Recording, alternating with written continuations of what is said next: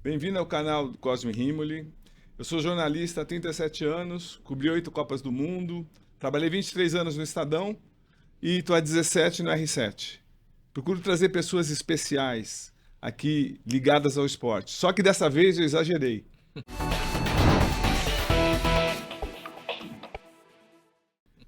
Milton Leite, muito obrigado por essa visita.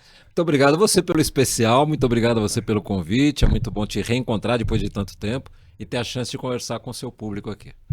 Milton, ser um dos maiores narradores do Brasil e dizer, vou dar um tempo, vou parar. Como é que foi essa decisão? Ô Cosme, você sabe que primeiro foi uma decisão muito difícil, porque assim, eu adoro narração, eu adoro o meu trabalho em televisão e tinha um emprego muito bom, né? Ganhava muito bem, uma situação estável, que é uma situação muito difícil de você abrir mão daquilo, né? Mas não sei se porque você vai envelhecendo, meus cabelos brancos me entregam, né? Você vai percebendo que a vida tem outras coisas tão boas quanto aquelas que você faz. Porque quando você é jovem, você quer vencer na carreira, você quer se dedicar no nosso setor, Sim, como você falou das Copas do Mundo, você quer ir para a Copa do Mundo, você quer ir para a Olimpíada. lógico. Eu fui para. Eu fiz 8 Olimpíadas, 5 delas no local, fiz 6 Copas do Mundo, todas no local. Então, você quer isso, né? Sim, Você quer estar no top do top do top, que é uma Copa do Mundo, que é uma Olimpíada.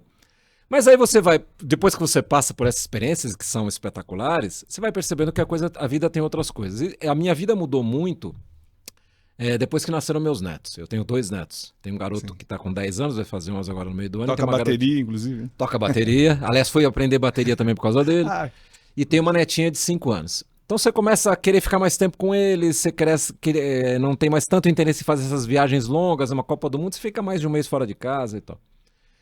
Então eu comecei a pensar, eu e a minha mulher, né, que a gente queria desfrutar um pouco mais da companhia dos netos, né? Porque senão eles crescem e você perdeu a chance de estar com eles. Nós fizemos um primeiro movimento que foi voltar a morar em Jundiaí, onde nós dois, eu e minha mulher, a gente morou lá, crianças, adolescente e tal, porque meus netos moram lá, minhas filhas moram lá e tal. E a gente fez esse movimento há pouco mais de 2 anos atrás, no final de 2022. Já tem 2 anos que a gente está lá. Então a gente se aproximou das crianças por quê? Para poder levar na escola, para poder levar na aula de balé, no tênis, enfim, essas coisas que as crianças fazem. E foi espetacular. E a gente percebeu que tinha uma vida nova ali criando, né? E aí cheguei à conclusão de que eu já tinha uma certa reserva, né? Que eu podia me garantir sem precisar trabalhar tanto. E foi assim que eu decidi. Eu falei, porque na Globo eu não conseguiria, ou em empresa grande nenhuma, não, vou trabalhar 2 meses aqui e vou ficar 3 meses sem trabalhar. Não tem como você fazer isso. Embora o sim. mercado hoje abriu uma série de possibilidades, né? Então foi assim que a gente decidiu. Eu resolvi que eu precisava passar mais tempo com essas pessoas que são caras, né? Minhas filhas, minha mulher, meus netos e tal. E foi assim que a gente decidiu. Porque, Cláudio, eu fiz a seguinte conta. Eu fiz esse ano passado, vou fazer 66 agora em março. Ano passado eu fiz 65. Quanto tempo mais eu tenho saudável, fisicamente bem disposto, para aproveitar as coisas que eu construí até aqui, né? Sim. Mais 20 anos. Se eu me cuidar, mais 20 anos, até os 85, enfim, até os 80. Então eu quero desfrutar desse período da melhor forma possível, desfrutando das coisas que eu e a minha mulher, que a gente construiu ao longo da vida, e aproveitando a companhia das pessoas que são mais importantes na minha vida. Mas, Milton, você deixou muitas viúvas, muitas, Deixei. inclusive eu. Inclusive eu. As pessoas estavam acostumadas, muito acostumadas, porque você continua com o mesmo timbre, a força vocal, o raciocínio rapidíssimo. Você, ainda bem que você deu uma de Silvio Caldas. Você voltou pro UOL e juro, assim, a primeira coisa que eu falei até para o amigo meu Vinícius, que trabalhou no UOL, eu falei, olha, senhoras e senhores, o fenômeno voltou. Que bom. Como é que é? Aí você volta agora pro UOL. Você volta, é o primeiro passo para um retorno? Na verdade, não, Cosme. Assim, quando eu resolvi sair da TV Globo, logo depois da Olimpíada do ano passado, o que eu disse foi o seguinte: eu não pretendo me aposentar. Até porque eu acho tudo isso que você falou. Eu acho que eu ainda tenho saúde, eu acho que eu ainda tenho. Ainda estou trabalhando em bom nível, né? Sim, Num nível altíssimo. que me colocou numa posição boa aqui no Brasil. Então, eu falei assim: eu não quero parar totalmente. Eu pretendo passar mais tempo com a minha mulher, com meus netos, minhas filhas e tal. Mas sempre que houver possibilidade, eu quero fazer algum tipo de trabalho, né? Eu quero. O mercado, como eu disse, hoje ele permite essa pulverização dos direitos, né? Então tem emissoras que só fazem campeonato estadual, tem outras que só fazem campeonatos internacionais. A Globo que tenta fazer de tudo e tal. Ou seja, eu vou me encaixando onde for possível trabalhar um pouquinho, parar um pouquinho, trabalhar um pouquinho, parar um pouquinho. E foi assim que surgiu essa possibilidade de fazer o Campeonato Paulista no UOL, né? O UOL Play, né? Que eles estão com esse processo agora de criar também programas, de criar transmissões e tal. E a gente se acertou e, assim, para mim essa volta pro UOL foi muito legal porque, primeiro, eu tô reencontrando queridíssimos amigos, né? Juca Kfouri, Zé Trajano, André Hernan, enfim, encontrei o Paulo Vinícius lá, embora ele não faça os jogos, mas faz programas lá no UOL. E conheci pessoas novas e estou fazendo amizades novas, enfim. Então está sendo um processo muito interessante, muito gostoso para mim, né? E estou fazendo o que eu gosto, que é narrar esportes. Então, na verdade, assim, se eu puder fazer esse tipo de vida, faço aqui 2, 3 meses no UOL para fazer o Campeonato Paulista, paro mais um pouco, viajar com o meu povo. Lá no meio do ano aparece um torneio qualquer, um campeonato qualquer que queiram que eu transmita, eu vou lá, se for legal, vou lá e transmito, enfim. Então, na verdade, eu nunca quis parar definitivamente. Eu quero fazer esse tipo de coisa, né? Viver mais com a minha família e, de vez em quando, fazer alguma coisa. E, Milton, como é que é você trabalhar cerca de 15 anos, foi tendo a Globo quando tinha monopólio das transmissões, e agora está na guerrilha. Como é que você está vendo dos outros lados? Porque com essa pulverização, qual que era a vantagem do monopólio? Como é que era? Dava uma certa tranquilidade? Ou, bom, a gente vai fazer tudo mesmo, é nosso e está tudo bem. Como é que é viver isso, Milton? Eu nunca pensei muito é nosso, porque eu não sou dono da empresa, né? Sou assalariado. Mas é óbvio que você está numa empresa que faz os grandes eventos, é óbvio que é muito mais confortável, digamos assim, né? Então, por exemplo, quando eu me transferi para a Globo, eu fiquei 10 anos na ESPN, né? Sim. Depois fui para a Globo, já foram quase 20 anos lá. Então é óbvio que quando eu fui para a Globo, a minha intenção era ter experiências de TV aberta, porque na ESPN essa possibilidade não existia, e sabedor de que lá estavam os principais eventos. Eu sabia que indo para lá, eu ia fazer Libertadores, eu ia fazer Copa da Liga dos Campeões da Europa, Olimpíada, Copa do Mundo, enfim, essas coisas todas estavam concentradas na Globo. E de fato isso aconteceu. Eu fui para um monte de Olimpíada, eu fui para um monte de Copa do Mundo, eu cheguei a fazer uma final de Champions League transmitindo na TV Globo, né, na aberta, em Londres, aquele Barcelona e United, né? De 2011, se eu não estou enganado. Sim. Fiz finais de Libertadores, fiz finais de Brasileiro, depois as finais não tiveram mais, eu continuei fazendo jogos decisivos, enfim. Então não me arrependo dessa decisão. Para mim foi muito bom, para minha carreira foi muito bom. Agora, como é que esse mercado muda, né? Eu acho que para nós que trabalhamos nisso, que somos assalariados, que não somos donos do meio de produção, é legal, porque abriu um mercado incrível, né? Você vê a quantidade de narradores e narradoras que surgiram depois que o streaming começou a fazer jogos, que o número de canais a cabo aumentou, YouTube entrou nisso, enfim. Então, para o nosso mercado, isso é bom. Para quem assiste, eu percebo que ainda há uma confusão. As pessoas falam, Paulo, mas eu nunca sei onde vai passar, porque o UOL é pago, não é pago, vai passar na TV aberta, não vai, enfim. As pessoas estão meio confusas porque esparramou tudo e você tem muitas vezes que ficar procurando onde é que o seu time está jogando, né? Mas acho que é questão de tempo, de costume. Eu acho que esse mercado vai se acostumar a isso, as pessoas vão se acostumar a isso. E a gente vai ter a possibilidade de mais gente transmitir mais coisas, como está acontecendo agora no Campeonato Paulista. Não, mas por exemplo, mas são dois veículos diferentes para você agora. Agora você está no UOL. Qual a grande diferença em relação à Globo, com que você pegou no auge? Cara, a Globo é um canhão, né? Continua sendo um canhão. Então, assim, eu percebi que mesmo quando eu me transferi da ESPN, e no começo eu só fazia Sport TV, né? Porque a Globo eu fui para a Globo em 2005, só no Sport TV. Eu comecei a fazer algumas coisas de TV Globo em 2006 para 2007, que eram aqueles eventos do esporte espetacular de manhã, no domingo. E futebol na Globo eu fui fazer 5 anos depois. Só em 2010 é que eu comecei a narrar futebol na Globo, substituindo as férias do Kleber Machado, ausências dele, era eu que fazia na Globo, né? E aquilo é um canhão. A Globo, indiscutivelmente, ainda é um canhão. Sim. Embora hoje a diferença já seja menor em relação à TV Record, em relação ao SBT, que tem grandes eventos também. Mas lá continua sendo um canhão. O Sport TV na época também era dominante, né? Eu acho que ele era o maior canal de assinatura da América Latina em termos de esportes, porque ele tinha todos os grandes eventos. Eu viajei, nossa, eu nunca viajei tanto na minha vida como naquela época de Sport TV. Então, a grande diferença é essa. Você percebe que lá as coisas têm uma repercussão muito maior, porque a audiência é muito maior, porque quem acompanha está muito mais ligado, em relação a esses outros veículos que, na verdade, estão engatinhando, né? Se você pensar no streaming, que essa coisa do UOL que eu estou fazendo, é uma coisa nova. As pessoas ainda nem... Você fala streaming, as pessoas não entendem direito o que é, né? Ou se é o YouTube, se não é, se é TV a cabo, se não é. Então acho que a grande diferença é essa, é o poder de fogo, né? Ainda os canais por assinatura, a TV é aberta mais ainda, mas os canais por assinatura na sequência. E o streaming é essa coisa que está surgindo, as pessoas estão começando a conhecer, estão começando a entender. Hoje em dia, você tem uma internet mais poderosa no Brasil, com mais confiabilidade do que no começo, né? Então hoje você consegue ver bacana os jogos até no celular, se você quiser, né?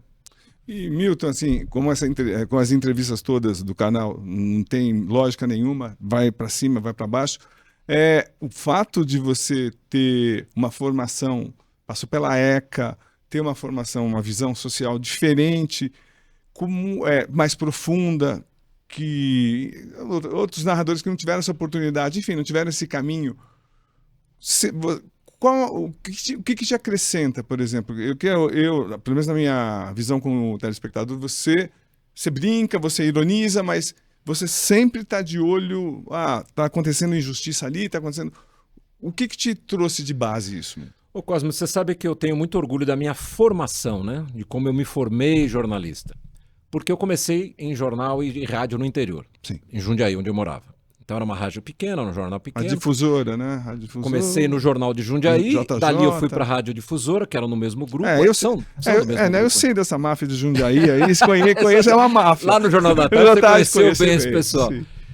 E aí, acabei vindo para São Paulo, fui trabalhar na Jovem Pan e no Estadão. O que eu acho que é um diferencial que eu tenho na minha carreira é ter tido uma formação em que eu passei por muita coisa diferente. Então, no Jornal do Interior, eu fui chefe de reportagem, fui repórter de rua, eu cobri Câmara Municipal, eu cobri Prefeitura, eu cobri futebol, eu cobri futebol amador. E no interior, quem já trabalhou em jornal pequeno, em rádio pequena, sabe que você tem que fazer um pouco de tudo. Então, por exemplo, no jornal, eu escrevia a página de esportes, eu diagramava a página de esportes, eu ia acompanhar na oficina para ver se estava tudo certo, eu que arrumava as fotografias, enfim. Você faz um pouco de tudo.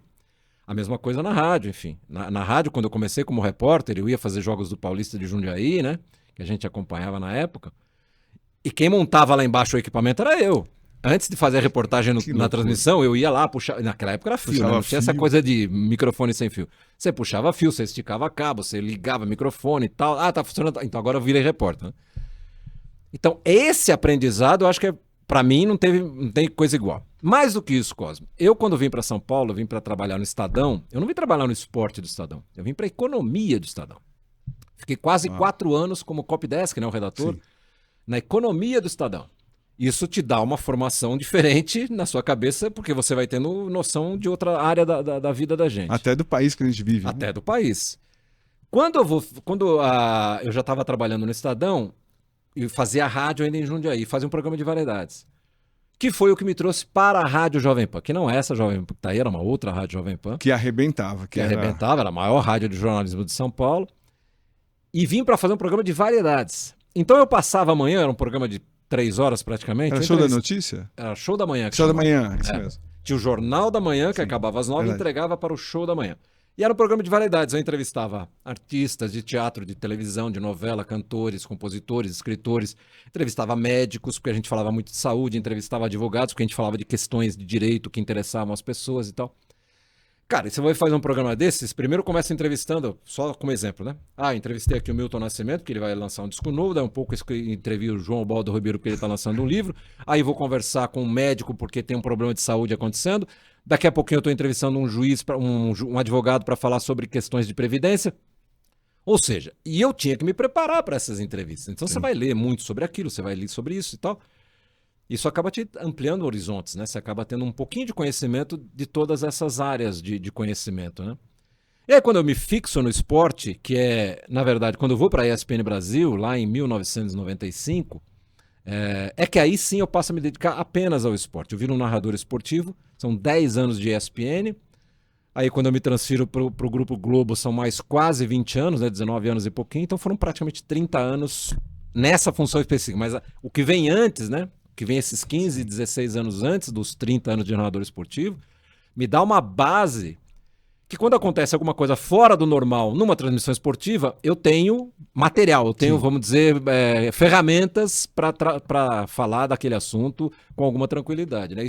Acho, sinceramente, que esse foi o meu diferencial. Não, isso é fundamental, mas você é muito injusto com a rouquidão do Flávio Prado. Porque você deve muito a uma... talvez uma noitada do Flávio Prado, que Sei lá, né? explica lá na Jovem Pan, por favor, da TV Jovem Pan. Porque quando eu estava na rádio Jovem Pan, o grande sonho do Tuta era criar a TV Jovem Pan, né? E o seu Tuta foi um cara fundamental na minha carreira, né? Ele e o Fernando Vieira de Mello. O seu Tuta que faleceu recentemente, o Fernando já tinha falecido um pouco mais atrás.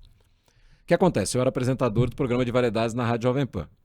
E a TV Jovem Pan começou a ser montada exatamente onde está hoje a TV Record, ali naquela área da Barra Funda, em São Paulo. É né? verdade. Hoje está muito maior do que era, mas era um prédio daqueles ali. E aí eles montam a TV Jovem Pan com um equipamento espetacular, com um caminhão de transmissão maravilhoso. E a ideia da TV Jovem Pan era futebol, esportes, né? Jornalismo e filmes. Era a ideia do seu Tuta. Seriam esses 3 tripés aí, né? E aí, todo o equipamento montado e tal, precisamos começar a fazer transmissões experimentais para ver se está tudo funcionando e tal. O que eles fizeram? Eles começaram a levar as pessoas da rádio para ajudar nessas transmissões, nesse começo experimental da TV Jovem Pan. O seu Tuta, quando ele começaram a fazer programas esportivos e eles fizeram um acordo com a Globo. O caminhão de transmissão da TV Jovem Pan era tão espetacular que a Globo não tinha um igual em São Paulo. E a Globo, na época, era responsável para a transmissão da Fórmula 1, por exemplo. Hoje não, né? Hoje a própria organização da Fórmula 1 transmite tudo. Mas na época a TV local, que tinha os direitos, era responsável pela transmissão da corrida do país. A Globo fazia o Grande Prêmio do Brasil. Esse caminhão, que era um ônibus, na verdade, da TV Jovem Pan, era utilizado nas transmissões de Fórmula 1 e em muitos eventos que a Globo precisava. Então o que a Globo fez? Em troca, começou a ceder eventos esportivos para a TV Jovem Pan, porque na época não tinha TV a cabo. Nós estamos falando de uma época pré-TV a cabo, né? Então não tinha Sport TV para desovar os eventos lá, né? 90, 93? Exatamente aí. Exatamente aí. Comecinho dos anos 90, 91, né? Eu trabalhei na Jovem Pan TV, acho que de 90 até 94. Então o que acontece? Eles começaram a transmitir o Campeonato Paulista, acho que 89 e também o de 90. A Globo fazia um jogo, se não me engano, no sábado à tarde e de domingo à tarde, em geral tinha o clássico, a TV Jovem Pan transmitia. Fazia o tape, na verdade, e jogava no satélite a transmissão ao vivo. E aí, eu não seria narrador na TV, eu nunca tinha tido experiência de narração em televisão. Nem queria, né? Não era o meu projeto, não estava na minha cabeça isso, né? Aí o seu Tuta, quando ele monta essas transmissões e experimentais, falou, você vai ser o cara do estúdio. Todo mundo se lembra do Fernando Vanucci na Globo, né? Que fazia o pré-jogo, fazia o intervalo, fazia o pós-jogo e tal. Eu seria esse cara na TV Jovem Pan. Milton Neves e Flávio Prado seriam os narradores das partidas, porque eles faziam um jogo ao vivo no sábado e gravavam um tape no domingo. Pô, eu me recuso a imaginar o Milton narrando. Tá tudo bem. Mas teve isso. Aí o que acontece? Eu tô lá no estúdio, me preparando para fazer a abertura da jornada de um domingo à tarde, e o Milton Neves não podia porque ele estava na rádio, ele fazia um programa que durava o dia inteiro lá na rádio, né, pré-futebol. E o Flávio Prado, quando ele foi para a TV Jovem Pan, saiu da Bandeirantes como repórter, ele foi para ser narrador na TV Jovem Pan. Aí me liga, Marcelo Carvalho, filho do seu Tuta, que era o cara que administrava a televisão, liga para mim e fala assim, olha, Flávio Prado tá sem voz, não vai conseguir narrar hoje, vai você para lá. Não tem tu, vai tu mesmo, né? Lá fui eu pro Pacaembu, era um Palmeiras e Portuguesa. Eu fui lá, narrei do jeito que eu entendi que ficaria razoável, né? E é muito curioso quando eu pego gravações daquela época, eu narro como se fosse rádio, né? Eu falo muito nessas emissões. E fiz lá, enfim, dentro do que era possível fazer, fiz o jogo. Na segunda-feira de manhã me apresento na rádio para fazer meu programa lá, às 9 da manhã toda. Aí o seu Tuta me encontra no corredor, ele olha para mim e fala assim, você não é mais apresentador de estúdio, a partir de hoje você é narrador, Flávio Prado a partir de hoje é comentarista do canal. E foi assim que eu me transformei em narrador esportivo na TV Jovem Pan. Quando o processo da TV Jovem Pan falha, né, porque teve uma crise lá entre os sócios, a TV para de fazer as coisas, logo depois surge a ESPN, né? E aí eu vou trabalhar na ESPN, e aí sim, chego ali na ESPN com a clara ideia de que eu queria me fixar como narrador esportivo. Incrível, mas você não vai escapar não. Como é que você narrava na TV Jovem Pan o gol? Que você não falava gol. Que história é essa? Na verdade essa é uma ideia que o próprio Tuta teve, né? Porque a ideia dele era o seguinte, olha, quando sai o gol, a TV Jovem Pan botava assim no pé da tela um gol, né, que abria e fechava, com os ossos indo e voltando, né? Ele falou, já tem aquilo. Então se você gritar gol, fica repetitivo, o cara tá vendo que é gol, aparece a letra e tal. Então todo mundo tem que inventar um grito que não seja gol. Ou seja, aquele negócio do gol, não tinha na TV Jovem Pan. Então o Milton Neves criou um, o Flávio tinha o Qual que dele. era? Você lembra do Milton e do Flávio? Não lembro. E o seu, como é que O você meu criou? era A emoção acontece na PAN. Aí entrava aquele gol, gol, gol assim na pedra até. Entrava aquela musiquinha como na rádio, né? Sim. É gol, que Pô, que felicidade. legal. Como tinha na transmissão da rádio. E aí depois você emendava dali, falava o nome de quem fez o gol e tal. Você chegou nessa frase como, Milton? Ah, não vou lembrar disso, Aham. negócio desse, mais de quase 40 anos, né?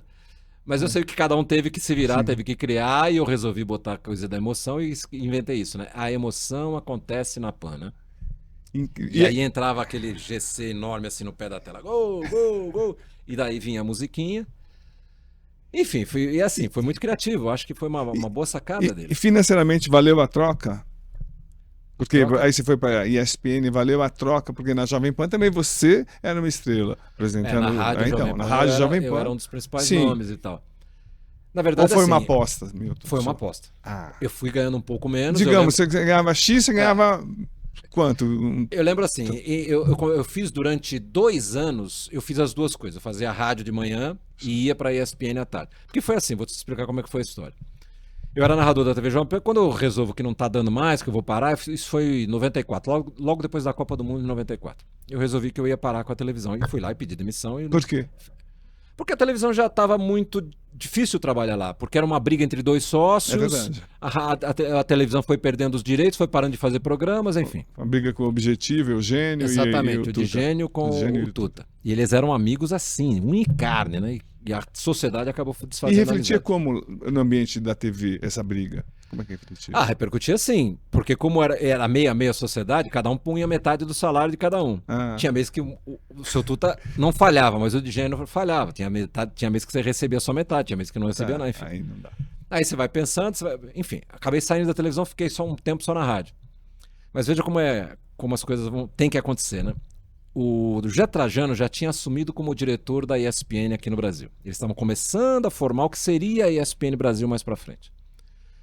Juca Kfouri, que fazia Cartão Verde com o Zé Trajano na TV Cultura, e o Juca sabia que o Trajano estava montando equipe, estava contratando gente e tal. Ele chegou pro Trajano um dia e falou: Pô, Zé, você conhece o Milton Leite, que tá narrando lá na TV Jovem Pan? Pô, cara, eu tava vendo outro dia um jogo lá, porque eu fiz muito futsal na Jovem Pan. Pô, o cara narra bem, chama ele aí pra fazer um teste pelo menos. Zé Trajano me liga e eu vou lá em janeiro de 1995. O Paulo Soares, grande, Sim. amigão da galera, tava entrando em férias naquele mês de janeiro. Aí a ESPN naquela época fazia campeonato italiano, fazia vários campeonatos internacionais. Logo depois comprou o campeonato japonês. E eu fui para lá para substituir durante um mês o Paulo Soares. Fiz acho que 2 ou 3 jogos do campeonato italiano, fiz um programa de boxe, que o Paulo também narrava lá. E quando acabou o período do Paulo, o Trajano falou: Ó, nós estamos comprando um monte de coisa, vai tocando, fica aí. E eu fui fazendo freelas, né? Eles me pagavam por jogo. Isso foi em 95, no meio de 95 surge a ESPN Brasil, que começa a ter mais eventos, começa a ter programas. 97, no meio de 97, eu já estava lá 2 anos, eles decidem que vão fazer a Copa do Mundo da França do ano seguinte, que seria em 98. Eu comecei a pensar, né? Eu falei, cara, se eu não me dedicar a isso aqui, é muito provável que eu não faça a Copa do Mundo ano que vem. Aí o que eu fiz? Eu cheguei lá na direção cheguei com o Trajano e falei: Trajano, eu tô ganhando isso aqui. Se você aumentar um pouquinho, eu consigo sair da rádio e ficar só aqui. Podemos fazer? Trajano pensou: então vamos fazer isso. Eu vou te dar esse aumentozinho aqui, você larga a rádio e vem pra cá. E foi assim, no meio de 97, que eu acabei decidindo ir lá pra ESPN, ficar só lá, perdendo dinheiro, porque na verdade aquele aumentozinho que eu ganhei aqui não compensou o que eu ganhava aqui. Mas de qualquer forma dava para eu sobreviver e foi exatamente o que você falou. Eu investi em mim mesmo. Era a aposta da vida. É a aposta da vida. Ou eu vou quebrar a cara ou eu vou me consagrar aqui. E foi assim que a partir de 98 eu fiquei só na ESPN. Já no final de 97 eu fiz a primeira vez que eu saí do Brasil, em 97, dezembro de 97, para fazer o sorteio dos grupos da Copa do Mundo, que foi em Marsella. E aí no ano seguinte fiz a Copa do Mundo e aí, enfim, criei uma história de 10 anos lá na ESPN. E Milton, você com essa formação jornalista, que você escrevia, como é que você moldou o narrador, Milton Leite?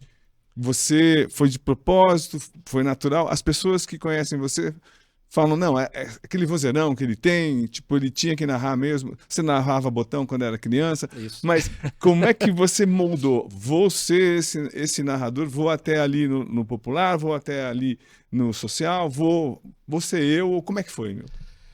Na verdade, assim, primeiro eu tive que aprender o que era narrar em televisão, porque é muito diferente de narrar em rádio, né? Eu tinha tido experiência de narração em rádio, em Jundiaí ainda, eu transmitia jogo de campeonato amador, transmitia muito jogo do Paulista de Jundiaí e tal. E olhando para o passado, transmitia bem na rádio? Eu fazia direitinho, Cosmo, eu não vou dizer que eu fazia bem, eu acho que Imitava alguém ou não?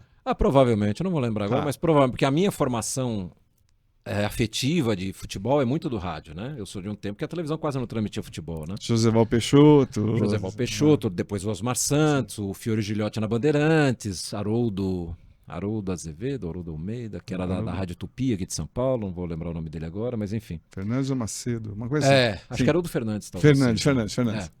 Enfim, eram os caras que eu ouvia no rádio, né? Aquela memória afetiva que eu tinha de garoto crescendo, acompanhando futebol, né?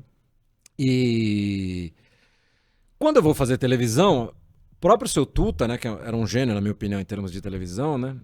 Aí, os primeiros jogos que eu comecei a fazer lá na TV Jovem Pan, ele chegou pra mim e falou: você tá falando muito. Ele falou, a TV, nada é mais forte na TV do que a imagem. Então, se o cara tá mostrando que a bola saiu, você não precisa falar toda hora que a bola saiu, né? Você vai pontuando o nome dos jogadores. E aí, naquela época eu tinha muito hábito, eu botava pra gravar o jogo, pedia pra televisão gravar uma fita pra mim, levava pra casa, ficava ouvindo e falava, não, realmente o Seu Tuta tem razão, o que eu tô falando, mas não precisava falar nada disso, porque isso aqui a imagem tá mostrando e tal. Então, tecnicamente, o meu crescimento foi por aí, eu fui começando a olhar, fui começando a prestar atenção nas pessoas. Um cara que eu tinha muito como base, gozado como a vida vai colocando você na frente das pessoas, né? O seu Luiz Noriega, pai de Maurício Noriega, que era um baita narrador, um tremendo narrador de televisão. Ele tinha esse time, né, de saber o que falar, quando falar, aquele vozeirão que ele tinha. Eu comecei a olhar muito para ele, eu comecei a olhar para os outros narradores, o Luciano, o Galvão, que são dois mitos, né, dessa coisa da narração esportiva e tal. Então você começa a observar como é que... Não, e aí não é imitar, é observar tecnicamente. É por que aqui ele não falou isso, ou por que aqui ele falou isso, ou por que aqui não sei o que e tal. Como é que ele levantou o tom de voz na hora mais aguda, não sei o quê. Então foi assim, na verdade foi na marra ali que eu fui me formando, já trabalhando, né, na televisão. Quando eu vou para a ESPN eu passo a ter muito mais espaço e chances, porque a televisão estava crescendo, estava surgindo, estava começando a contratar muito campeonato que ninguém nem assistia aqui no Brasil. Então foi um pouco assim, na verdade, e muito de perceber a reação das pessoas. O jeito, vamos dizer assim, a personalidade da transmissão, não a parte técnica, mas a personalidade, a coisa dos bordões, das brincadeiras e tal, isso tem a ver comigo mesmo. Sempre fui assim, né? Eu sempre fui assim. Ah, mas como é que você criou o bordão? Às vezes nem fui eu que criei, né? Às vezes numa roda de amigos alguém fala alguma coisa e fala, pô, isso aí acho que vai na transmissão, acho que vai ficar legal. Aí você solta uma vez, você percebe que funciona, você fala, isso aqui vai ficar, né? Ah, aquele ali ninguém notou, então não vai, dançou, não vai ficar aqui. Mas nunca tive a preocupação, eu tenho que ter bordão, eu tenho que criar um bordão. Não, nunca tive isso. Eles foram aparecendo, alguém falou, eu falava, foi ficando e ficaram. Mas nunca me preocupei em ir para a transmissão, não. Aqui eu tenho uma relação de bordões, eu vou falar todos eles aqui hoje, que se não falar eu tenho que criar um momento. Enfim, foram muito naturais nesse sentido, né? O jeito de transmitir, a minha personalidade de transmissão, é um pouco do que eu sou, é um pouco da minha história de vida, né? Não, e dá pra ver que você mesmo fica super à vontade. Na verdade, essa entrevista é uma armadilha que o Vanderlei Nogueira mandou aqui para cobrar os royalties desses anos todos. Então, não vai escapar do chavão. Os bordões, que beleza. O que beleza eu sempre falo e assino, né? Isso sempre foi o Vanderlei. Trabalhei muito tempo com o Vanderlei Nogueira na Jovem Pan, embora a gente não tivesse trabalhado juntos, né? Porque ele fazia esporte, eu na rádio fazia variedades, mas a gente nasceu inclusive no mesmo dia, né? Ele é um pouco mais velho, mas a gente nasceu no mesmo dia. E a gente conversava muito e brincava muito, e ele é um cara muito divertido, né? E o que beleza, esse que beleza que é irônico, né? Porque não tem nada de beleza no acontecimento, ele sempre usou, né? Ele sempre usou. E o fato de estar muito próximo dele, de ser meu amigo e tal, eu acabei botando na minha transmissão, ficou, mas eu sempre assino, digo pra todo mundo que o que beleza é do Vanderlei Nogueira. E assim, Cosme, foram outras coisas, outros bordões. O que faz, por exemplo? O que faz era um amigo meu da ESPN também, o Laércio Roma, que hoje mora até em Portugal. Sim, ele foi diretor operacional da ESPN na época que eu comecei lá, a gente ficou muito amigo, sempre que eu tenho a chance de encontrar ele vem no Brasil ou eu vou a Portugal, a gente se encontra e tal, grande amigo meu. Ele usava muito esse que fase, né? Que é aquela coisa enfática, né? que eu também incorporei, enfim. Algumas coisas eu mesmo falava, como aquele agora se consagram, né? Que é até um erro de português. Sim, mas esse é meu, eu fui o que inventei. E até uma época alguém falou, pô, mas você não acha que você está influenciando a garotada, que você está falando um negócio que é errado em termos gramaticais? Aí eu acrescentei no final, né? Olha, às vezes eu falo Ministério da Educação adverte, professor Pasquale adverte, alguém adverte. Isso aqui tá errado, né? Isso aqui tem um erro de português. Não vai repetir isso em casa, muito menos na escola e tal. Mas enfim, faz parte até da diversão, né? Sim, mas Milton, a personalidade da ESPN, como que era... Bom, antes disso, desculpa, você falou que a Jovem Pan era uma e hoje é outra.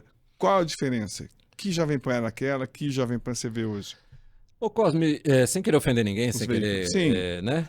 Na verdade, assim, eu trabalhei com o seu Tuta. O seu Tuta era o dono da Rádio Jovem Pan e era aquele dono que ficava circulando a rádio, ele estava sempre com aquela mãozinha para trás, assim, atrás das costas, e ficava circulando. Era acessível, absolutamente acessível. Você queria falar com ele, você queria perguntar alguma coisa, você queria pedir aumento, ele estava sempre ali. Ele podia falar não, mas ele estava ali, presente o tempo todo. E ele era genial.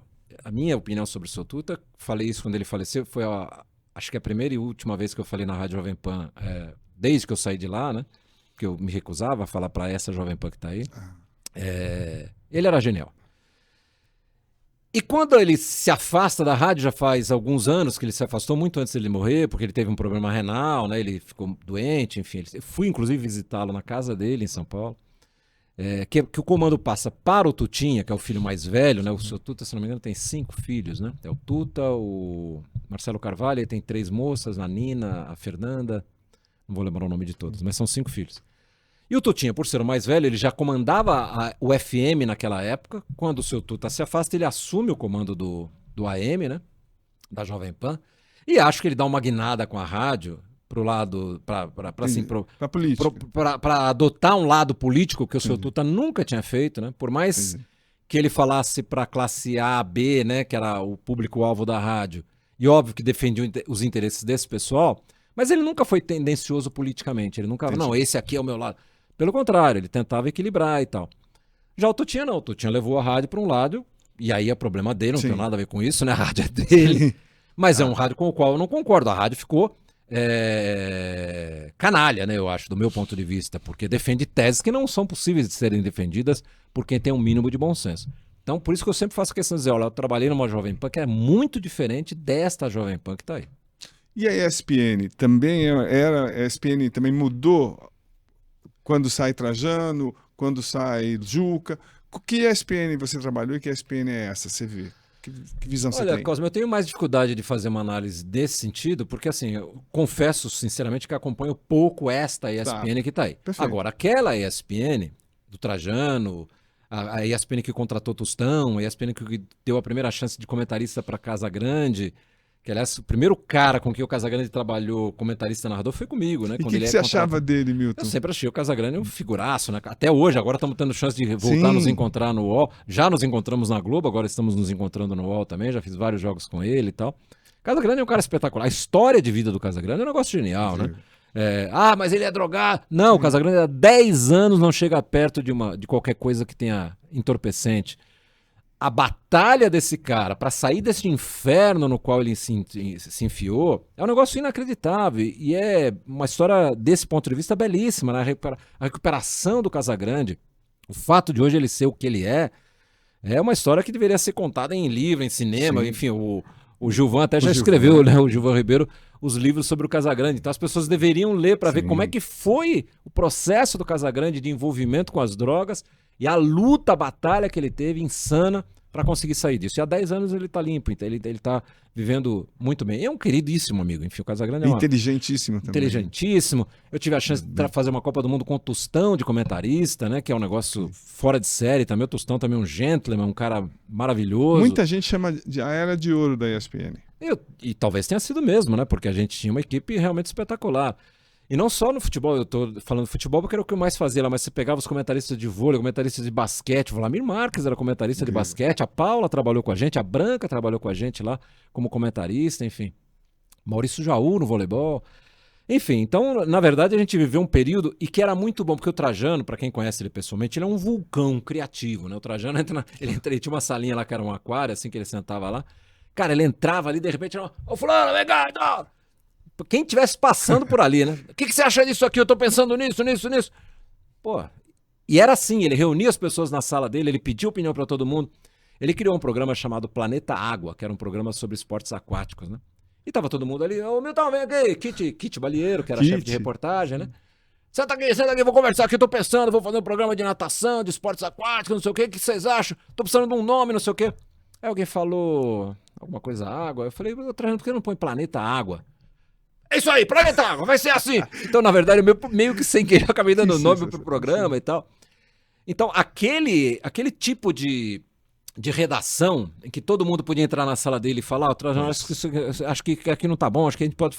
E ele pensava, ele raciocinava, e se ele concordasse, ele ia fazer o que você tinha proposto. Não era aquela coisa do quero impor as minhas ideias e tal. Trajano é um cara, também eu acho genial, é um cara que foi muito importante na minha carreira, porque as oportunidades que eu tive na ESPN me abriram portas, né? Eu me transformei num cara importante, ganhei a vida assim, muito por causa do Trajano, né? Pelas oportunidades que ele me deu. Eu fui para a ESPN em 95, de 97 para 98 eu fico só lá, eu saio dos outros empregos. 98 fiz Copa do Mundo, 2000 fiz Olimpíada, e assim foi até eu sair de lá em final de 2004. Né? Milton, nós como jornalistas, a gente tem uma característica de ser meio esponja, né? A gente pega... Você teve a oportunidade, tanto que você é super... qualquer esporte que aparecer pela frente, você narra e narra bem.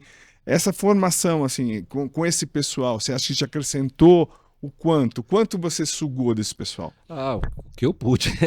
E foi muito, né? Porque assim, eu tive também a felicidade de trabalhar com gente muito boa. Primeiro assim, eu acho que eu narrei vários esportes diferentes, porque eu sempre gostei muito de esportes. Quando eu era garoto eu pratiquei voleibol, eu fiz aula de judô, participei de campeonato colegial de natação. Então eu gostava já de vários esportes. Por isso que quando me perguntam eu falo, entre Olimpíada e Copa do Mundo, se você tiver que escolher uma das duas, eu vou escolher a Olimpíada. Né? Porque eu gosto muito mais dessa coisa de ter todo mundo ali reunido de várias modalidades. E é óbvio que você vai fazer um jogo, o comentarista do seu lado é Vlamir Marques, um dos maiores nomes da história mundial do basquete, eu não estou falando nem de basquete brasileiro, mas do mundo, né? O Diabo Loiro. Cara, eu ouvia o meu pai falar do Vlamir. Porque o Vlamir jogou década de 50, 60, eu não entendia nada, eu não assistia nada. Meu pai falava, porque ele jogou no Corinthians, meu pai era corintiano. Pô, o Vlamir Marques, cara, jogava aquele time do Corinthians de basquete, não sei o que e tal. Aí eu vou fazer um jogo de basquete feminino, quem que tá do meu lado? Tá a Branca, seleção brasileira, não sei quantos títulos na seleção brasileira. Ou a Paula, cheguei a fazer jogo com a Paula também. Depois na Globo, inclusive, fiz jogo com a Hortência. Aí no voleibol, agora mais recentemente na Globo, né? Fiz jogo com o Carlão, fiz jogo com o Nauber. Marco Freitas, que é tremendo comentarista, né? Que foi campeão como técnico de vôlei de praia, campeão olímpico, né? De vôlei de praia e tal. Então, cara, cada vez que eu entrava, quando eu sentava, eu tava, tá o Tostão do meu lado, né? Eu costumo dizer isso, né? A minha paixão por futebol começa a levar o futebol como uma coisa pra ser vivida mesmo, é a Copa de 70. Em 1970 eu tinha 11 anos de idade, eu nasci em 59. E aquele é o primeiro evento que me faz ser consumidor de futebol. Eu costumo fazer essa diferença. É diferente de você jogar bola na rua, de você ter o seu time. Você vira consumidor. Eu chegava na segunda-feira, pegava o jornal, lia de ponta a ponta, porque os resultados, os jogos do domingo, não sei o que e tal.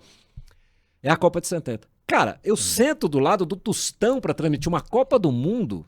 Um dos caras que me fez ser apaixonado por futebol é um negócio que não tem preço, né? Não tem preço. Não tem preço. E é óbvio que eu vou tirar o que eu puder daquele cara. Então, não só durante a transmissão, mas no jantar depois do jogo, na viagem de avião, no hotel que a gente fica para fazer algum evento, enfim. E assim eu dei muita sorte, porque ao longo da minha carreira, estou citando o Tostão porque talvez seja o exemplo mais luminoso, né? Mas eu tenho muita gente boa que me ajudou, que me transformou em um bom narrador de futebol, né? De esportes. Uma passagem assim, Milton, alguém que, olha, se você fizer isso vai ser bem melhor, pensa aí, o que pode ser, ou que você tenha percebido um termo, alguma coisa que você não deixou de usar. Um exemplo só, Milton, por favor. Cara, a coisa que eu mais lembro, quando eu estava começando a carreira, é o seu Tuta dizer para mim que nada na televisão é mais importante que a imagem, né? Porque eu nunca tinha passado perto de uma estação de televisão e de repente eu estava ali apresentando um programa de televisão, logo depois virei narrador de televisão. E para quem já acompanhou uma transmissão de televisão, você já teve a chance, enfim, é um negócio muito complexo. A televisão, para você botar um jogo, por menor que seja a transmissão, um jogo, no mínimo 50 pessoas estão do seu lado. Você tem um jogo de poucas câmeras. Você tem 6 câmeras, 8 câmeras transmitindo o jogo. Porque as grandes transmissões, Copa do Mundo, elas têm 40, 50 câmeras. Às vezes o cara nem aproveita a imagem de uma determinada câmera, mas ela tá ali. E para cada câmera você tem um operador de câmera, para cada câmera você, às vezes, tem um cara que fica ali puxando o cabo, ajeitando a parte técnica e tal. Aí no caminhão, você tem mais umas 10, 15 pessoas trabalhando, né? O cara que faz o corte, o cara que põe o GC no ar, o gerador de caracteres, o cara que cuida do áudio, o cara que tá checando as câmeras, que tá checando se tá tudo bem. Enfim, você tem um batalhão dentro do caminhão. Mas, nessa fase mais recente das televisões, você tem 2 comentaristas, você tem 2 coordenadores, um no caminhão, outro lá. Então a televisão é um negócio muito complexo, né? Por isso que é difícil fazer, né? Porque custa muito caro.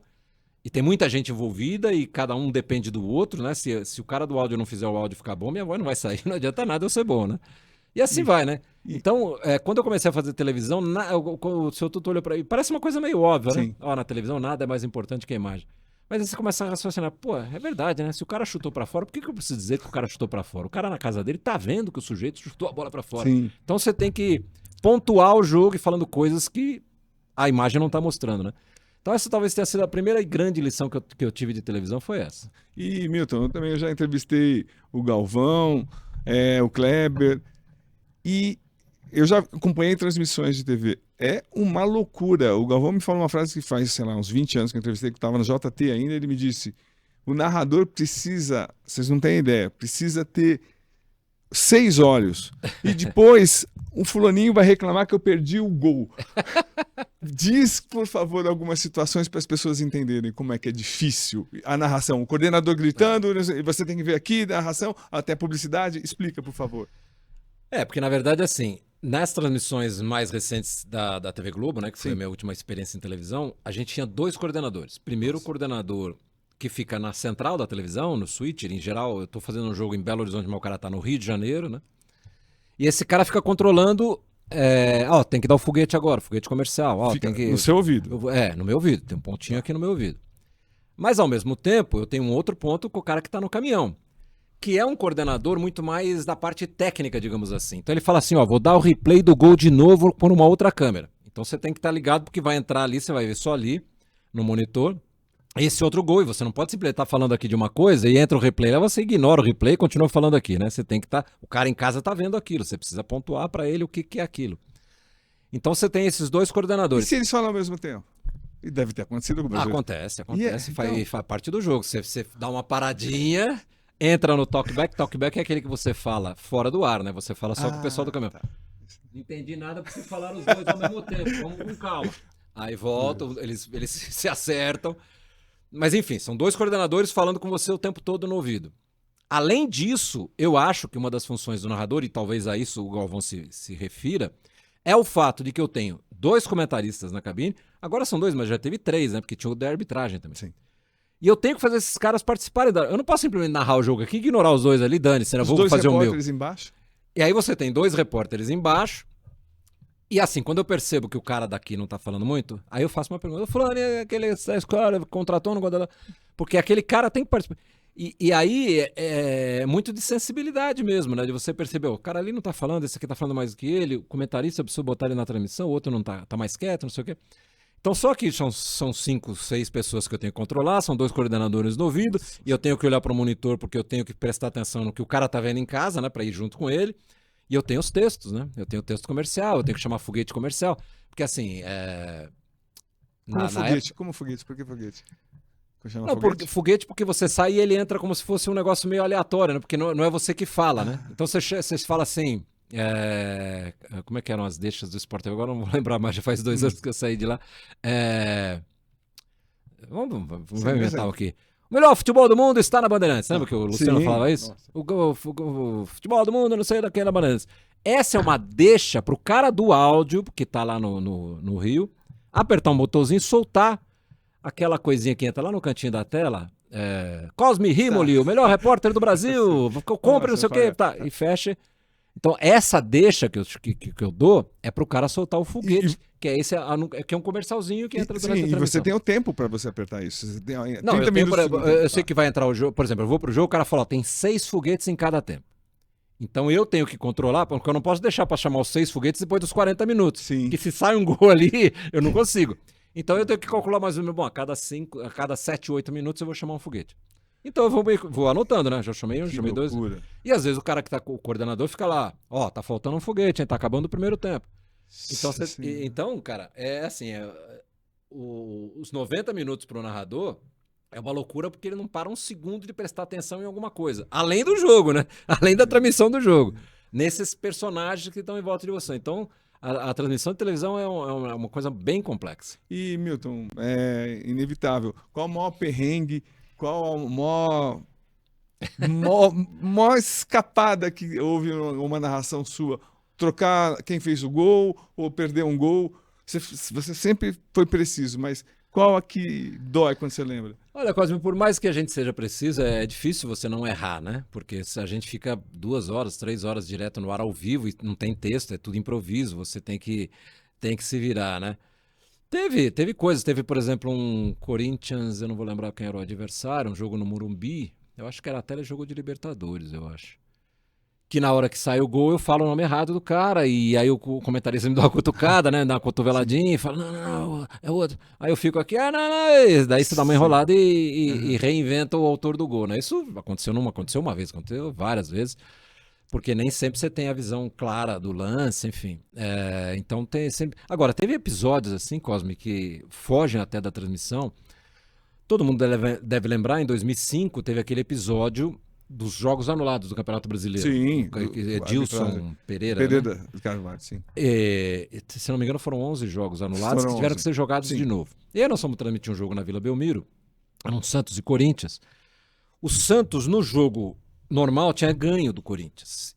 Aquele jogo foi anulado, porque ali o Edilson era o árbitro, acharam que tinha que anular o jogo, anularam e fizeram de novo na Vila Belmiro. E o Corinthians ganha esse segundo jogo na Vila, foi 3-2, se eu não estou enganado. E quando o Corinthians faz o terceiro gol, já na parte final do jogo, a torcida do Santos fica ensandecida e resolve. E a cabine na Vila Belmiro, do lado tinha o camarote do presidente, que coincidentemente na época era o mesmo Marcelo Teixeira de hoje, né? E ele estava no camarote aqui do lado. E a torcida do Santos tinha ficado revoltada porque achava que ele não devia ter permitido a remarcação daquele jogo. E, cara, quando o Corinthians faz o terceiro gol, começa uma confusão dentro da Vila Belmiro, a torcida se volta pro camarote do presidente, só que a nossa cabine era do lado, e o camarote do presidente era fechado com vidro, né? Nem sei se ainda é daquele jeito, faz muito tempo que eu não vou à Vila Belmiro. O que os geniais torcedores fazem, né? E era o pessoal das cadeiras ali. Eles resolvem invadir a nossa cabine para sair por trás e ir bater na porta do camarote do presidente. E tentar invadir Então os caras sobem, né? Eles ficavam em pé aqui, assim, na cadeira, a última cadeira da arquibancada, para poder dar altura, e aí o cara fazia a força e subia. Cara, eles arrancaram o microfone nosso, porque a gente tinha um equipamento que era o microfone sem fio do campo, ele tinha uma anteninha que ligava aqui na nossa cabine para entrar no ar, né? Eles derrubaram aquilo tudo, tiraram a transmissão do ar, puxaram uma caixa cheia de fio. Eu sei que 2 caras conseguiram passar para dentro da cabine, passaram pela gente, assim, acho que era o Miller, o comentarista naquele dia, estava do meu lado, o cara passou no meio da gente aqui, eu simplesmente parei de falar, né? A transmissão meio que saiu do ar. Eles deram a volta para esmurrar a porta do camarote do presidente, que era aqui do lado. É claro que ali tinha segurança, tinha polícia e tal, logo eles seguraram a onda.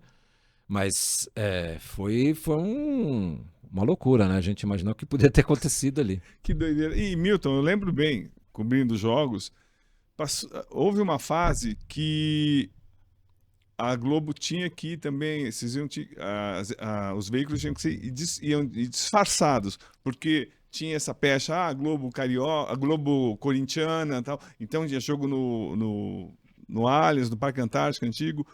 Isso afetava vocês também? Vocês tinham que chegar mais cedo? Como é que... Porque vocês eram os representantes da Globo. Sem dúvida. Não, a gente teve momentos que a gente teve que fazer isso mesmo. O carro não ia identificado, né? Ele não tinha logotipo. A gente já normalmente gostava de ir mais cedo para o estádio, para evitar a aglomeração na entrada do estádio e tal. E nessa época, houve uma época que, por exemplo, fazer jogo na Vila Belmiro era muito difícil, porque o pessoal de Santos, além dessa coisa de eles acharem que a Globo torcia para esse ou para aquele... Sim. Tinha a coisa de que o pessoal do Santos, a cidade, né, o torcedor santista, achava que era discriminado em relação aos times da capital, aos 3 grandes aqui da capital. E aí, sempre a gente sempre quer fazer jogo lá, já era olhado meio de lado, né? E ainda tivemos episódios como esse que eu contei agora há pouquinho lá na Vila Belmiro. Então, em função disso, na Vila Belmiro ainda havia uma preocupação maior de a gente chegar mais cedo ainda, porque lá já havia uma animosidade natural. Mas durante muito tempo a gente fez isso, de não ir identificado, principalmente nos estádios mais antigos, né? No estádio antigo do Palmeiras, quando o Corinthians jogava no Pacaembu. Nesses estádios mais modernos é mais difícil, Sim, né? o acesso. A gente continua, pelo menos nessa parte final que eu estava lá na Globo, já faz 2 anos que eu saí, né? Já faz 1 ano e pouco que eu saí. Mas a gente ia com o carro, às vezes, sem o logotipo, sem marca nenhuma fora. E hoje em dia, por exemplo, no Palmeiras, no Corinthians, você entra direto na garagem, lá pega um Sim, elevador, tá na ninguém vê. cabine, você quase não cruza com torcedores mais, né? Como era antigamente. Antigamente não. Você ia no Pacaembu, você tinha que passar no meio da torcida, ali perto das cadeiras. No Morumbi ainda é um pouco assim, você ainda tem que atravessar perto da torcida. No Palmeiras mais ainda, né? Porque você descia na rua para atravessar, para entrar no estádio Sim. e tal. Então a gente teve momentos de ter que se cuidar um pouco mais com segurança. Nesse caminho teve algum perrengue algum dia? Você indo pro estádio ou Não, tranquilo? na verdade, assim, se a gente levar em consideração o tempo todo que eu fiz de trabalho em televisão, principalmente nesse período da Globo, quase não teve nada. Que bom. E Milton, também falando sobre lado técnico, algumas pessoas na época, foi divulgado demais isso. Houve uma brincadeira, uma traiçãozinha, ou houve uma falha quando o famoso caso do Rogério Ceni? Famoso. O que aconteceu? Comentar, a gente comenta mesmo. Eu sou jornalista, canso de criticar jogadores assim, a gente conversando normalmente, a gente não está no ar. Aqui era uma conversa absolutamente você acho que o seu Rizek, vocês estavam conversando abertamente. Por que foi pro ar aquilo? Essa é uma boa pergunta. Na verdade, não foi pro ar. Não. Na verdade, não foi explica, pro ar. por favor. Nós estávamos, isso foi 2007, estava tendo Copa América, se não me engano, na Venezuela. E o Rogério Ceni estava com a seleção brasileira na Copa América. Nós íamos transmitir um jogo do Santos na Vila Belmiro, que eu também não vou lembrar quem era o jogo, mas era a Vila Belmiro. Eu lembro claramente que era a Vila Belmiro. E nós íamos entrar, isso foi assim, 1 hora e tanto antes do jogo. A gente ia entrar num programa que estava no ar antes do jogo, antes da transmissão do jogo. E na verdade a gente nem entraria na transmissão do Sport TV, a gente entraria numa transmissão do Premiere, né? Mas como a gente estava no estádio para fazer o jogo, íamos participar do programa do Sport TV. E eu tô sentado ali com o Rizek, naquela época eram só eram comentaristas só e o narrador, e tá no nosso monitor ali na nossa frente uma entrevista coletiva do Rogério Ceni lá na Copa América, na Venezuela. E aí, por alguma razão, ele nem lembro o que ele falou, veio pro André e falou, puta, o Rogério é chato, né? Sei. E passou. Fizemos o jogo, entramos, comentamos, não sei o que, fizemos o jogo, fomos embora. Isso foi em 2007, Cosmo. Esse negócio ficou mais de 2 anos no YouTube sem que ninguém achasse. Ah, não sabia. De repente, o pessoal que fazia o Pânico, Sim. na Rádio Jovem Pan, né, que depois foi para televisão, e acho que nessa época ele já até estava na televisão, mas foi assim, 2 anos depois. Alguém achou isso no YouTube. Porque quem gravou, botou no YouTube, mas aquilo não teve repercussão na época, ninguém viu. Sim. Aí o Pânico achou aquilo no YouTube 2 anos depois e botou no programa. E aí aquilo virou um rastilho, né? Aquilo virou um inferno. Eu recebi muita ameaça do pessoal da torcida do São Paulo. Nossa. Quando eu ia fazer jogo, eu entrava no estádio, jogava uma bolinha de papel em mim, cuspiam, né? Enfim. E assim, é uma coisa meio idiota, primeiro, porque aquilo não foi pro ar. No Sport TV, aquilo não foi pro ar. Aquilo foi colocado, alguém gravou e botou no YouTube. A explicação técnica, né, que me deram na época. O sinal passava, quando sai o sinal do estádio, ele sai, vai para o satélite e volta na emissora, né? Ele sai do caminhão, bate no satélite, o satélite joga lá para a emissora. Diziam na época que se você pegasse uma antena parabólica, que tinha muito naquela época, e você apontasse e conseguisse acessar exatamente por onde o sinal estava passando, você conseguia assistir na sua televisão aquele sinal. A explicação técnica da época. Então, a primeira explicação que me deram é que teria sido isso. E alguém teria gravado aquilo ou tá captando. Eu acho muito pouco provável que tenha sido essa a história. Por que alguém gravaria aquilo, né? Depois alguém deu uma outra explicação que teria sido alguém da própria televisão, alguém da área técnica da televisão, que teria gravado aquilo, teria recolhido e teria entregue para alguém botar no YouTube.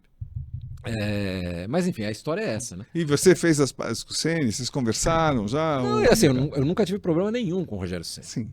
Mas eu não tinha o hábito de encontrar com ele, porque na época, até hoje, né? O narrador, comentarista quase não encontra com o jogador, Sim, né? é verdade. Né? Tá. A gente entra em lugares separados no estádio.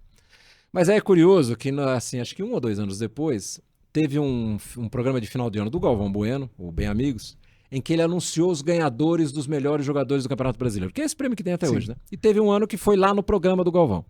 E o Rogério ganhou aquele ano como o melhor da galera. Tinha uma votação de torcedor, né, no melhor jogador. E o Rogério ganhou aquele ano. E o Galvão, o Galvão, um cara muito generoso, muito gentil comigo, ele chamava os caras que ajudavam ele a apresentar o programa. Porque assim, quando o Galvão viajava, era o Luiz Roberto que apresentava. Mas se o Luiz Roberto não podia, era eu que apresentava. Eu era o terceiro na linha sucessória, digamos assim, né? Então, como eu fazia 1 ou 2 vezes por ano o programa, o Galvão sempre me chamava ali pra festinha de fim de ano. Aí estamos lá sentados e tal, né? E os boleiros estão lá numa espécie de uma arquibancadinha, eles iam sendo chamados para receber os prêmios, né? E a gente sentado ali como se fossem os comentaristas. Tava eu, tava o Bodão, tava o Kleber, enfim. E aí chama o Rogério. Ele ganha o prêmio de melhor jogador da galera, não sei o quê. Aí eu era, curiosamente, eu era o último, né, da sequência ali, né? Então ele vem, ele cumprimenta um, ele cumprimenta outro, ele cumprimenta outro. Quando ele parou na minha frente, ele falou, não, você não vou cumprimentar porque você me acha chato. Você me acha chato. Não falou o resto. Sim. E passou, né? Mas falou brincando. Aí ele foi lá, cumprimentou o Galvão, aí ele voltou, veio, me deu um abraço, sentou do meu lado, depois ele ficou sentado do meu lado. E assim, quando aconteceu, isso foi bem depois, né? Mas quando aconteceu o episódio que vazou a primeira vez, o próprio Juca, assessor de imprensa do São Paulo, ele veio pra mim e falou assim, olha, o Rogério levou numa boa, não tá nem aí com a brincadeira que fizeram e tal, ele sabe exatamente o que aconteceu, então fica tranquilo que ele não levou a mal. E foi exatamente isso. Para completar a história, um tempo depois ainda, acho que uns 3, 4 anos depois, a ESPN chegou a lançar aqui no Brasil a revista ESPN, que faz muito sucesso nos Estados Unidos. E era bem boa. Era uma boa revista. Eles lançaram, durou pouco, mas ela ficou, saiu acho que mensalmente. E uma das capas, uma das primeiras capas da revista da ESPN era a cara do Rogério Ceni. Qual era a frase? Eu sou chato mesmo, entre aspas, ele falando. Sensacional. Ou seja, ele me deu razão, né? Então, cara, assim, eu tive mais problema com torcida do que propriamente com o pessoal do São Paulo, com o evento em si, né? A torcida, assim, de me xingar na entrada, de jogar bolinha de papel, de me cuspir, enfim, mas com ele eu nunca tive problema. Legal. Bom, agora já falamos dos espinhos, vamos falar agora, quero falar um pouco das rosas. Emanuel Castro, na sua vida, e aí te leva pra Globo, no auge da Globo. Como é que foi essa escolha e como é que foi? Pô, cheguei na Globo. O Emanuel é outra dessas figuras a quem eu devo muito, né? O Emanuel, eu conheci o Emanuel em 2002. A ESPN Brasil comprou o Campeonato Mundial de Basquete, que foi disputado em Indianápolis, nos Estados Unidos. Foi uma transmissão exclusiva, né? A televisão gastou uma bala daquele negócio. E eu fui escolhido para ser o narrador desse evento. Eu, Vlamir Marques, que já citei aqui. Sim. André Kfourier, o repórter, enfim. Só gente boa. E aí eu tô um dia lá, logo que a gente chegou no Mundial, o André vira pra mim um dia e fala assim, pô, vou jantar com o Emanuel hoje da Globo, que o André já conhecia ele de outros lugares e tal. Falei, legal, isso que aí, vamos. Eu não sabia, nem fazia ideia de quem era o Emanuel, né? O Emanuel na época era o diretor de eventos da Globo e era o diretor responsável do Sport TV. Ele era o cara que cuidava do Sport TV. Ele era o segundo na hierarquia do esporte, né? Fui jantar com o cara, ele, assim, o Emanuel é uma figura muito doce, é um cara muito querido e tal. Conversamos, não sei o que e tal. Ele tinha ido ao Mundial de Basquete, o Emanuel é um maluco por esportes, né? Ele foi ao Mundial, porque ele tinha umas folgas na Globo, ele juntou 2, 3 dias de folga, ele foi lá pra assistir um pedacinho do Mundial. Ficou lá, acho que meia dúzia de dias, assistiu 4, 5 jogos e foi embora. E ainda brincou com a gente, pô, vocês tiraram esse campeonato da gente, a gente queria transmitir esse Mundial, não sei o quê.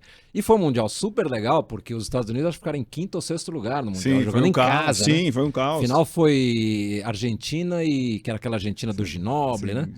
Argentina e Sérvia, é um desses países. Eu não sei se ainda era Iugoslávia na época, mas enfim, era um desses países de lá. Passou quando foi, isso foi 2002. Quando foi final de 2004 que eu resolvo sair da ESPN, eu saí na virada de 2004 para 2005 foi que eu pedi demissão da ESPN. Milton, você não gosta de falar muito nisso, mas o que aconteceu? Cara, você sabe que na verdade o que aconteceu acho que foi fadiga de material, né? Eu acho que a gente ficou tão próximo, eu e o Trajano, e é curioso que agora eu tô fazendo jogo com ele, eu falo, como é que eu fui me indispor com o Trajano, né? Mas a gente chegou no final de 2004, assim, com uma série de coisas mal resolvidas, vários probleminhas. Eu falei, quer saber? Se eu não sair daqui, eu vou brigar com o Trajano. E eu não quero brigar com o Trajano, porque eu sei da importância que ele teve na minha vida. Até me emociona um pouco. Um amigo que ele sempre foi comigo, né? A gentileza que ele teve comigo. Então eu falei pra mim mesmo, eu não quero brigar com o Trajano, não quero sair daqui brigado com ele. Resolvi pedir demissão no final de 2004. E a minha primeira reação, quando eu acertei a minha saída de lá, eu ainda fiquei lá até o final de janeiro de 2005, eu tinha férias pra cumprir, enfim, parte burocrática. Sem ter lugar para ir. Não, na época eu era diretor de redação da Rádio Eldorado em São Paulo. Sim. Eu dirigia o AM deles lá, né? Também graças a um amigo querido, o Sandro Vaia, jornalista Sim. lá de Jundiaí. Essa máfia de Jundiaí. A máfia de Jundiaí. Porque foi naquela época que o Estadão, que os credores do Estadão assumiram o comando do jornal, porque o jornal tinha uma dívida muito grande, e nomearam pessoas para cuidar do jornal que não fosse a família, né? E o Sandro Vaia foi escolhido para essa parte editorial.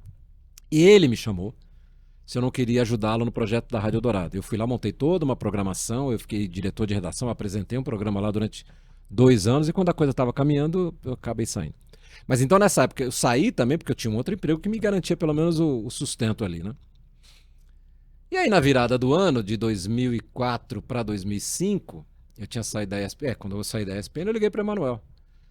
Falei, Emanuel, ó, só para você saber, porque quando a gente se encontrou nos Estados Unidos, ele falou assim para mim, pô, queria muito você na minha equipe, não sei o quê, mas você tá lá na ESPN, tá?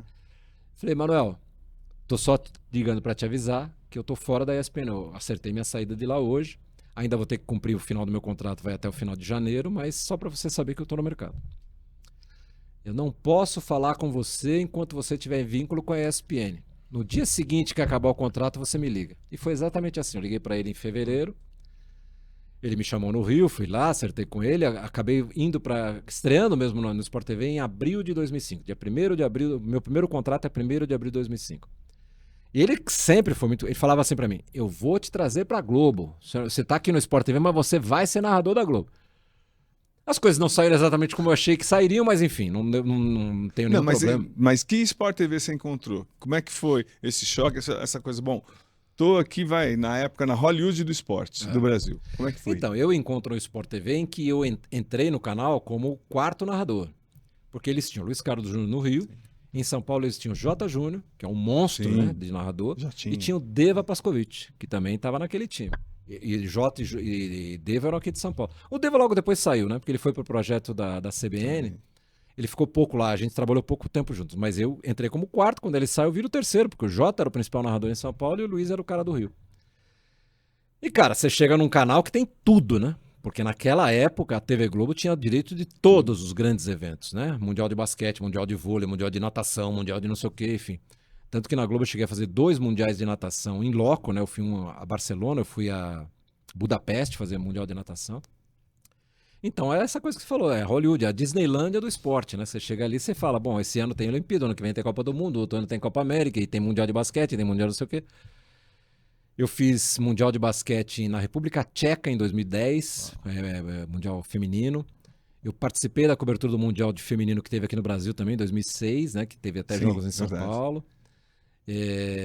Fiz 2 mundiais de natação em Budapeste, fiz mundial de natação, enfim, Olimpíada, fiz Copa do Mundo, fiz tudo lá. Então, você está nesse lugar que é o principal lugar dos direitos esportivos no Brasil, era um negócio de maluco, né?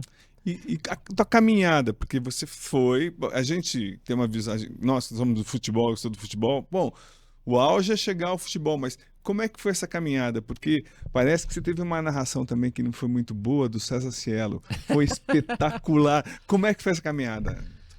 Cara, você sabe que eu sempre digo que essa talvez tenha sido o meu melhor momento como narrador, né? A narração da medalha de ouro do Cielo em Pequim, em 2008. Eu tinha feito, um ano antes, teve os Jogos Pan-Americanos no Rio. E pela primeira vez eu fiz totalmente o programa de natação, né? Eu transmiti de cabo a rabo o programa de natação do Pan-Americano. Não foi por acaso? Por que escolheram você para fazer natação? Não sei. Sinceramente não sei. Tá. Aí fiz aquilo. E acho que fui bem, né? Porque em 2008, quando tem a Olimpíada de Pequim, eu sou escalado para fazer todo o programa de natação de novo, né? Que não era uma tradição, por exemplo, na ESPN eu tinha feito um pedacinho da natação na Austrália, fiz algumas provas, alguns dias. Na Grécia eu cheguei a fazer também, mas assim, não era aquela coisa de... Não, o Milton é o cara da natação, não tinha isso. Aí faço Pan-Americano, o ano seguinte tem a Olimpíada, nós vamos para Pequim e eu sou escalado para fazer a natação. E acho que aí tem uma conjunção de coisas, né? Porque o César Cielo era o atleta top do Brasil na época, né? Era um dos maiores do mundo já na sua categoria. Ele ganha os 50 metros de maneira espetacular. E modéstia à parte, eu considero aquela a minha melhor narração. Né? Todo mundo pensa que é o futebol, mas não é. É aquela medalha de ouro do César Cielo. Se as pessoas forem rever isso, entrem no Instagram do Cielo, que tá, essa prova vira e mexe, ele põe lá.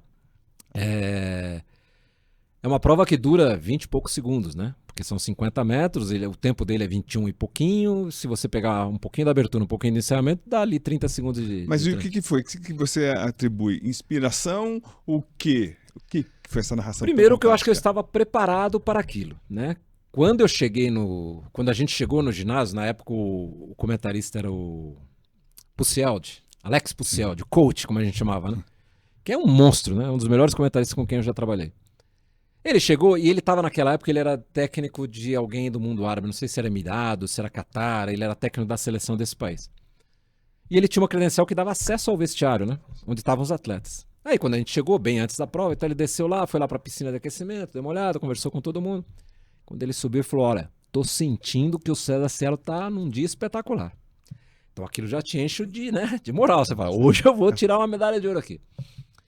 Mas enfim, eu acho que eu estava bem preparado, eu tinha estudado os caras da prova, eu sabia exatamente quem era quem na largada e tal.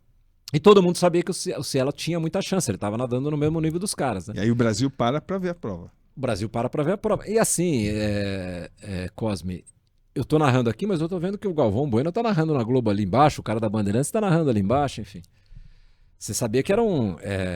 E assim, modéstia à parte... Mas desculpa a história. Eu não sou de jogar confete na minha cabeça, sim, mas esta prova, modéstia à parte, desculpem de novo, eu tô emocionado, eu narrei muito bem. Eu narro do começo ao fim, não me escapa nenhum detalhe. Quando eu digo que o Cielo, que o cara que era um francês, se não me engano, tá aqui na raia de fora, tá na frente, ele tá na frente, é só você parar o VT e olhar. Quando eu digo que o Cielo tá assumindo a ponta, ele está assumindo a ponta, ele tá no meio da piscina. E a hora que ele bate, e hoje em dia, né, em relação ao que era antigamente, a gente é muito ajudado para fazer natação, porque tem aquela computação gráfica, né? Quando o cara bate na parede, aparece o nome de quem bateu primeiro, e aparece lá 1, né? Então até isso ajuda, né? Então quando ele bate primeiro, eu percebo que ele ganha a prova. E você fala o quê? Eu não vou lembrar agora o que eu falei. E o que passou, assim, de emoção? E emoção? E a emoção foi pura? Cara, eu me arrepio toda vez que eu vejo. E você sabe que na Olimpíada de Tóquio, a gente não foi pra lá porque era auge da pandemia e tal. Não tinha nem torcida nos ginásios e tal. E no dia que a gente... E o César Cielo foi comentarista do Sport TV naquela Olimpíada. E aí no dia que a gente vai narrar a prova dos 50 metros, o coordenador fala pra mim, nós vamos botar aquela prova do Cielo, quando ele ganhou medalha de ouro. E foi assim. E eles botaram com a narração, né? Eu falei, César, eu não sei se você lembra desse episódio aqui, vamos ver aqui, né? E a gente tava exatamente assim, um sentado de frente pro outro e o monitor aqui. Né? O estúdio era assim. Eu falei, não sei se você lembra desse dia aqui, César, vamos dar uma olhada aqui. Aí entra a prova, a minha narração, e quando tá rolando a prova, eu olho pra ele, eu percebo que ele tá com o olho cheio d'água, e eu tô com o olho cheio d'água, tô com a garganta embargada. Quando eu volto, eu olho pra ele e falei, agora você tá fazendo o que aqui? Estamos os dois chorando aqui. Então, cara, e assim, ter tido a chance, né, de encontrar o cara, ele me trata super bem, o Cielo é de uma gentileza comigo. Vou te dar um outro exemplo, ainda em função, tudo por causa desses 30 segundos, né? Na Olimpíada de Tóquio, essa foi em Tóquio, Olimpíada de Paris. Primeiro que nós fomos a Paris fazer a abertura lá, e aí voltamos para fazer a narração das provas aqui, né? Nós fomos só a abertura de lá. E o César estava muito mais na Globo do que no Sport TV dessa vez. Em 2020, né, que foi a Olimpíada que foi 2021, né, a Olimpíada de 2020, ele estava só com o Sport TV. Ele entra na redação, eu estou lá me preparando, ele entra na redação, ele traz uma caixinha desse tamanho assim. Falou, Milton, isso aqui é pra você, uma lembrança que eu queria te dar e tal. Eu abro o que é? É a réplica da medalha de ouro dos Jogos de Pequim, que tá na parede lá de casa até hoje. Quer dizer, um cara que tem essa gentileza comigo, né? E toda vez que ele cita a prova, semana retrasada, sei lá, tá fazendo uns 10 dias, ele publicou uma outra prova dele que eu narrei, que foi o Mundial de Budapeste, em 2013. Não, Barcelona. 2013 foi Barcelona, 2017 foi Budapeste. Que eu narro ele campeão do mundo também, né? Ele ganhando o Campeonato Mundial. E outro dia ele pôs no Instagram, ele falando da prova, porque alguém pergunta pra ele lá no Instagram, todo dia ele faz uma pergunta lá, alguém pergunta, ele fala assim, qual foi a final mais difícil que você já enfrentou? Aí ele vira assim e fala, olha, para considerar a prova mais difícil, eu tenho que levar em conta quem estava na prova. Essa prova de Barcelona, que é 2013, tinham acho que 3 campeões olímpicos, um campeão mundial, os 8 caras que estavam para largar, inclusive ele, né? Porque ele era campeão olímpico da prova, que era a prova de 50 metros. Ele falou, então para mim essa é a prova de mais alto nível. Aí ele põe a prova e sou eu narrando de novo, né? Quer dizer, então, assim, a natação ficou muito marcada na minha carreira, muito por causa dessa prova de Pequim, que acaba me levando, porque de lá para cá, todas as Olimpíadas, Londres, Rio de Janeiro, Tóquio, Paris, toda a natação fui eu que fiz. De todas essas Olimpíadas no Sport TV, né? E fiz, além disso, vários campeonatos mundiais, sendo que 2 deles foram em loco. Eu fiz o César Cielo campeão lá em 2013, em Barcelona, mas fiz, por exemplo, 2017 em Budapeste, a Etienne Medeiros foi campeã do mundo e eu estava lá narrando também. Então a natação ficou muito marcada, né? Por uma coincidência, por um trabalho feliz que eu tive em Pequim, acabou ficando muito marcada. Não, então, mas a palavra não é gratidão, não. O César Cielo acho que tem reconhecimento. Tem. Reconhecimento. Não, você sabe quando ele publicou essa agora recente do Mundial de Barcelona? Eu falei, pô, Cezão, comentei lá, né? Obrigado, mais uma vez, você tá sempre dando uma colher de sopa pra mim, não é nem de chá de sopa que você dá pra mim e tal. E eu fico feliz de ter estado, talvez, nos 2 maiores momentos da sua carreira. Eu tava lá, né? Eu tava narrando. Foi Pequim e foi esse ouro de Barcelona. Ele falou, não, você é um monstro, você é um gigante. Eu é que agradeço você ter marcado a minha carreira com essas narrações e tal. Então, cara, não tem preço. Eu narrei as provas dele, os 2 momentos mais importantes da vida dele. E trabalhei depois com ele em 2 Olimpíadas. A gente foi pra Paris junto, fazer a abertura da Olimpíada de 2024 e tal. Então, cara, o que eu posso querer mais da vida? Né? Nada mais justo. Não, eu posso querer mais da vida e querer entender mais da sua carreira, assim. O Emanuel Castro acabou caindo na Globo e isso que fez com que também você não trilhasse o caminho que ele previa que você assumisse na Globo, foi isso? Porque assim, a gente sabe como funciona a redação de todos os lugares do mundo, até do jornal pequeno de Pequim até Brasília, enfim. Como é que foi isso? Por que, Milton, com o potencial absurdo que você tem, você não se fixou na TV aberta, que você tem todas as características? Eu acho, Comes, que tem 2 episódios que cortam um pouco a minha caminhada na Globo. O primeiro foi a saída do Luiz Fernando Lima. O Luiz Fernando Lima, quando eu entrei lá, ele era o diretor-geral de esportes da Globo. Ele não era um cara do dia a dia, de executar o dia a dia. Quem fazia isso era o Emanuel, no Rio, e o Marco Mora, que é outro cara para quem eu devo tanto. Gente boa demais. E assim, devo muito a ele, era um cara genial também, enfim. Esses 2 tocavam o dia a dia, né? O Marquinho mais preocupado com o esporte da Globo, o Emanuel mais voltado para a operação da Globo e para o Sport TV, e o Luiz Fernando na parte mais gerencial, mais política do cargo. E o Luiz Fernando gostava muito de mim, eu não tenho dúvida disso. Gosta ainda, né? Porque ele tá vivo, tá morando fora até, se envolveu lá com a Confederação de Voleibol Internacional, né? A saída dele é um primeiro baque, porque com a saída dele, o Emanuel perde um pouco do poder que ele tinha dentro da Globo, embora ele tenha continuado na Globo ainda por um tempo, né? E depois, quando sai o Emanuel, aí realmente as minhas possibilidades... E assim, não tô reclamando, não tô criticando quem entrou depois, tá certo? É que eu acho que com esses 2 personagens eu teria um caminho diferente dentro da Globo. E acho que quem veio depois e escolheu outras pessoas, tá tudo certo, Todo né? mundo tem sua preferência. Cada um tem o seu jeito de olhar, tem o seu jeito de pensar a televisão. Então não tô reclamando de ninguém. Sim. Porque sempre foi muito bem tratado, mesmo pelos que vieram depois, né? Não tenho nenhuma queixa, pelo contrário. Até a minha saída foi de uma gentileza, de um carinho por parte da Globo que poucas pessoas tiveram ao sair da TV Globo como eu saí. Mas eu acho que se os 2 estivessem lá, provavelmente eu teria tido um caminho diferente. Talvez eu tivesse mais oportunidades na TV aberta, talvez tivesse me fixado na TV aberta, enfim. Mas enfim, não aconteceu. Eu fiz muita coisa bacana na aberta também, fiz coisas que ficaram marcadas e tá tudo certo. Então, mas quando você percebeu que não ia rolar? Quando eles saíram mesmo ou quando começaram a surgir as escalas? Porque, teoricamente, aqui em São Paulo, você substituiu o Kleber. Isso. E aí você foi crescendo e havia nas redes sociais também um clamor também para você dividir transmissões. Então, como é que você percebeu, Milton? Não, eu percebo, quando o Luiz Fernando Lima sai da Globo, eu percebo que eu vou perdendo um pouco de importância interna ali nas escalas, né? De Copa do Mundo, de Olimpíada, embora eu tenha ido para todas elas, sim, enfim. Mas você percebe que, se eu não escalado para aquele evento, porque aquele evento ali o Brasil vai ganhar medalha de ouro, mas eu não tô lá, né? E fica muito claro para mim que o meu caminho ali é ficar no Sport TV e ser um cara importante do Sport TV, quando sai o Emanuel e esse grupo que está hoje no comando assume, né? Com o Renato Ribeiro, que é um cara fantástico, também sempre me tratou super bem. A Joana Timóteo, que hoje nem está mais no esporte, né? Ela está na área de shows lá da Globo, de parte musical, que era a diretora de eventos, né? Do Sport TV. O Renato é ainda o diretor-geral. Mas aí eu percebo que eles têm outra visão, eles têm outras preferências, eles têm outro jeito de encaminhar as coisas, né? Então, com a saída do Emanuel, eu percebo que vou continuar sendo um cara importante, sim, vou continuar fazendo coisas legais, mas só no Sport TV. Né? E realmente foi isso que aconteceu. Eu fiz 2019, quando tem a pandemia, eu já tinha mais de 60 anos. E o que a Globo determinou naquela época, antes da vacina, né? Quem tem mais de 60 anos não pode nem vir para a empresa. E a Globo não adotou a narração de casa, como alguns fizeram. A ESPN fez, por exemplo, narrar de casa. Né? A Globo preferiu não adotar isso, ela narrava de estúdio, antes de voltar para o estádio. E eu não podia nem ir para a televisão, então eu não podia nem narrar do estúdio. Né? Então eu fiquei assim, 1 ano e 4, 5 meses sem poder narrar. Participava de programas de casa, gravava coisas, entrevistas de casa e tal, mas não narrava. Quando eu volto, aí tem vacina, as pessoas começam a voltar a trabalhar no local... eu já não sou mais escalado para Globo. Até antes da pandemia eu era esse cara, eu era o reserva do Kleber em São Paulo.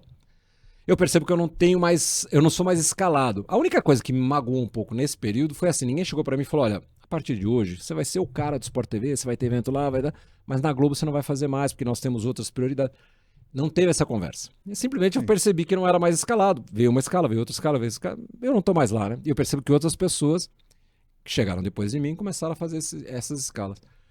E tudo bem também, né? Não tô, mais uma vez eu repito, eu não tô aqui reclamando, me queixando. Tô só esclarecendo o que aconteceu. Se tem uma mágoa é essa, de ninguém ter chegado para mim e falar, a partir de hoje, nós vamos preferir esse jeito de fazer e você vai ter essas oportunidades do lado de cá. Essa conversa não existiu.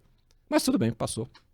E Milton, nesse imaginário popular, a gente para pensar, bom, com a valorização dos narradores, como é que era conviver? Havia, por exemplo, vocês disputavam o mesmo lugar. Havia alguma coisa de ego? Ou dava para ser parceiro? Não dava? Cada um tinha sua turma na Globo? Ou como é que é? Ou tinha também essa coisa de Rio de Janeiro e São Paulo? Como é que você... O que dá para você falar, se você sente a vontade de falar? Né? Não, a televisão é o lugar onde o ego é mais inflado no planeta. Não tem como não falar isso. Sim. Então, óbvio que tem. E óbvio que todo mundo quer a melhor escala. Sim. Óbvio que todo mundo quer ser escalado para a final da Copa do Mundo. Né? Isso tudo é claro. Dentro da Globo tem efetivamente uma questão Rio-São Paulo. Né? Nos últimos tempos, inclusive, o esporte em São Paulo perdeu muito do espaço que tinha antigamente. Pra você ter uma ideia, quando eu entrei na Globo, o Luiz Fernando Lima era o diretor-geral e abaixo dele, comandando a Globo, era o Marco Mora, que era diretor executivo. E era aqui em São Paulo. Ele morava aqui em São Paulo, ele trabalhava aqui em São Paulo. Então você entrava na sala do cara que comandava o esporte da Globo. Hoje em dia não tem mais isso. Hoje em dia nem diretor mais a Globo tem em São Paulo no esporte, né? Hoje acho que tem chefe de redação, acho que nem gerente tem mais. Todo o poder foi para o Rio de Janeiro. E isso influencia, não tenho dúvida que isso influencia na hora da escala, na hora de fazer um jogo político ali, eu não tenho dúvida que isso acaba influenciando. Agora, é curioso assim, entre as pessoas, tipo, você falou dos narradores, né? Eu acho que o Luciano do Vale e o Galvão Bueno foram os caras que transformaram os narradores nessas figuras que eles são hoje, né? Que todo mundo, narrador e tal. Cara, eu nunca tive problema com nenhum deles. Sei que tem caras que achavam que eu não devia fazer aquilo e devia fazer aquilo, mas tudo bem, nunca ninguém... essa não é uma coisa explícita. Eu sou muito amigo do Luiz Roberto, desde a ESPN Brasil, a gente se conheceu lá. Ele ainda era narrador da Rádio Globo aqui em São Paulo. Eu sou muito amigo do Jota Júnior, muito amigo. O Jota é uma figura deliciosa, um cara incrível. Sou amigo do Kleber Machado, a gente nunca teve nenhum problema juntos, enfim. O pessoal do Rio a gente encontra menos, né? O Luiz Carlos Júnior, o pessoal lá do Rio, o Guga, né? O Villani.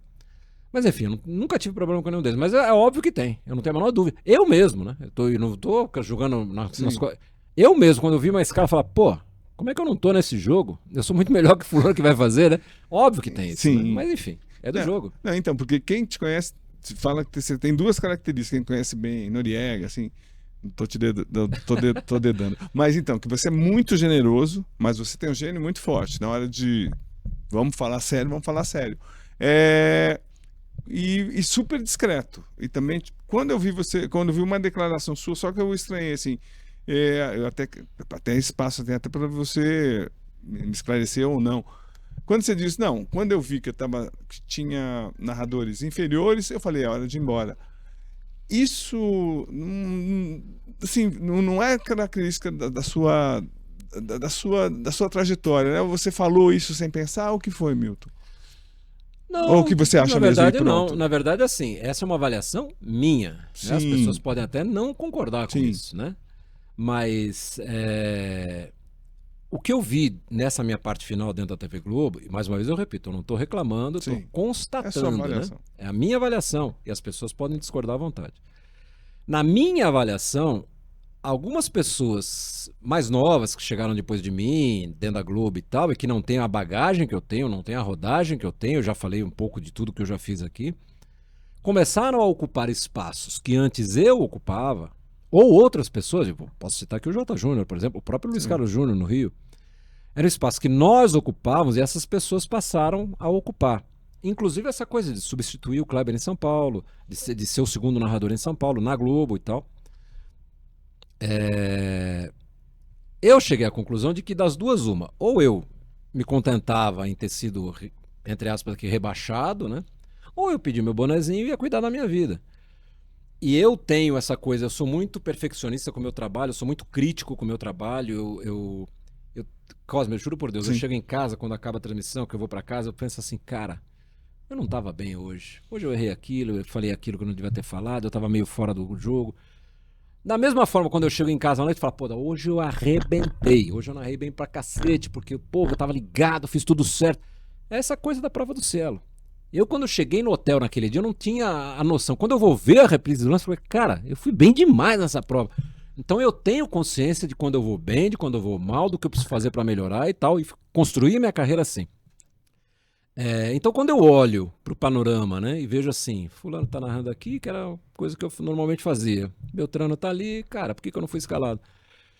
Isso vai se repetindo, vai se repetindo. Você percebe que sim, perdi espaço. Por exemplo, quando eu volto da pandemia, um ano e tanto depois, e volto para fazer os jogos e simplesmente não sou mais escalado na Globo, e eu era o cara da reserva da Globo, falei, alguma coisa tá errada, né? E aí acontece um episódio aqui, acontece um episódio ali, você fala, bom, acho que para mim das duas uma, ou eu me contento e fico quietinho aqui, ou eu pego meu bonezinho e vou cuidar da minha vida, e foi o que eu preferi fazer. Porque também tudo na vida é política, né? Depende de onde você está, tipo, se tem um grupo político que te apoia é uma coisa, se não tem, é outra. Eu estou falando dessa coisa de divisão de poder, por exemplo, se o Rio de Janeiro tem mais poder, lógico, politicamente, quem está mais próximo tem mais chance. E Cosme, quando eu falei, só para esclarecer, Sim. né, quando eu digo assim, tem pessoas inferiores a mim fazendo coisas que antes eu fazia, Sim. e eu não estou dizendo que são inferiores do ponto de vista moral, pessoal, são inferiores como narradores. Eu acho que eu sou melhor narrador do que esse aqui, do que aquele ali, do que aquela lá, entendeu? Então, se eu sou melhor que eles, por que eu não estou sendo escalado? Ah, porque eu sou mais velho, porque eu estou chegando no fim da carreira, ou porque a política tá falando mais alto, ou porque hoje tem uma agenda de questões de diversidade que precisam ser respeitadas, mas alguém podia ter me dito isso, né? Também para evitar isso. Enfim. Então, na verdade, assim, eu me acho melhor do que essas pessoas narrando esporte, ponto, né? Não sou melhor que ninguém em honestidade, Sim, entendeu? sim. Não me considero superior nesse nível. Eu sou melhor, eu acho, e continuo achando, que eu sou melhor narrando esportes, que era a minha função dentro da TV. E também, Milton, não sei se você concorda ou não, mas teve uma época quando você entrou na TV que você era inferior. Claro. E você foi crescendo. E ninguém. Trabalhei para, né? Então, ninguém te passou à frente. Então, eu entendo muito claramente o que você está falando. Milton, um tabu, vai, que não dá para não falar. Mulher narrando futebol. Como é que você vê? Tem narradores que já falaram que tudo bem, tem narradores que é difícil ouvir. Eu dou o meu testemunho. É muito difícil para mim ouvir mulher narrando. Talvez por falta de costume, enfim. Mas o que você acha? Ô Cosme, na verdade, assim, a gente tem dificuldade em ouvir porque a gente não se acostumou a ouvir, tá certo? Nossos ouvidos, em geral, são treinados. Então, desde que a gente é garoto, né? Você é muito mais novo que eu, mas você foi garoto um dia também e teve as mesmas referências que eu. A voz masculina que norteou o nosso ouvido para ouvir. Eu ainda no tempo do rádio, embora na época até tenha tido mulher narrando, mas era muito raro, né? Então, a referência até sentimental, né, emocional da gente é a voz masculina. Então por isso que a gente estranha. E acho normal que estranhe. O que eu acho, na verdade, hoje em dia, é que, primeiro, elas têm que ter a possibilidade de fazer. Elas têm que ter espaço, estão tendo, então tem muitas meninas narrando aí hoje. Agora, o que eu acho também é que a referência delas, quando cresceram ouvindo futebol, também é masculina. Então o que acontece?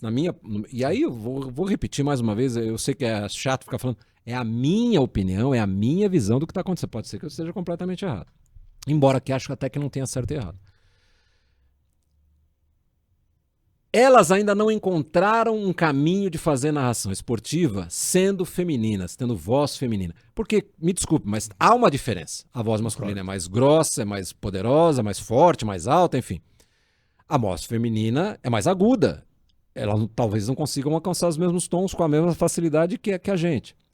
Isso não é um problema. Na minha opinião, não é um problema. O problema é em você não encontrar um jeito de fazer. E eu acho que é isso que elas ainda não encontraram.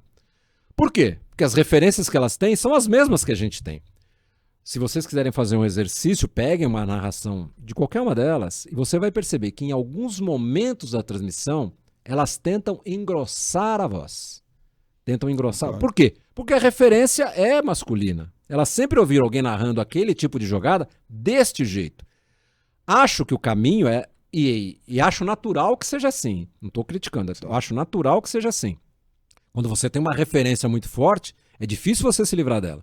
Por exemplo, eu quando comecei a narrar, eu narrava como rádio. Por quê? Porque a minha referência era o rádio. Perfeito. Até eu saber o que era a televisão, me acostumar com aquilo e aprender a fazer aquilo, levou tempo. Então acho que o que vai acontecer assim, vai chegar um momento em que elas vão perceber isso, elas vão começar a encontrar um caminho, a descrever um caminho para uma voz feminina narrando futebol, narrando esporte, seja lá o que for. Mas acho assim, que a grande dificuldade que a gente tem, além dessa coisa da referência, Cosme, que a gente tem, o Brasil é um país machista, absolutamente Total. machista. Sim. Então, além dessa referência que a gente tem, porque eu sei que você não é, eu não sou, Não. e não é essa a nossa questão. Não, exatamente. Mas para muita gente é. Ah, não, mulher não pode narrar futebol. Isso é um inferno, mulher não pode. Mulher pode, elas só estão tentando encontrar um caminhozinho, elas estão querendo fazer a própria jornada, né? Então acho que é esse o grande problema, que não acho que seja um problema, a palavra não é essa. Essa é a grande questão que se coloca para as meninas hoje, é como construir um caminho para ter uma narração feminina que se adapte à voz feminina, ao jeito feminino de narrar. Eu acho que é isso. Perfeito.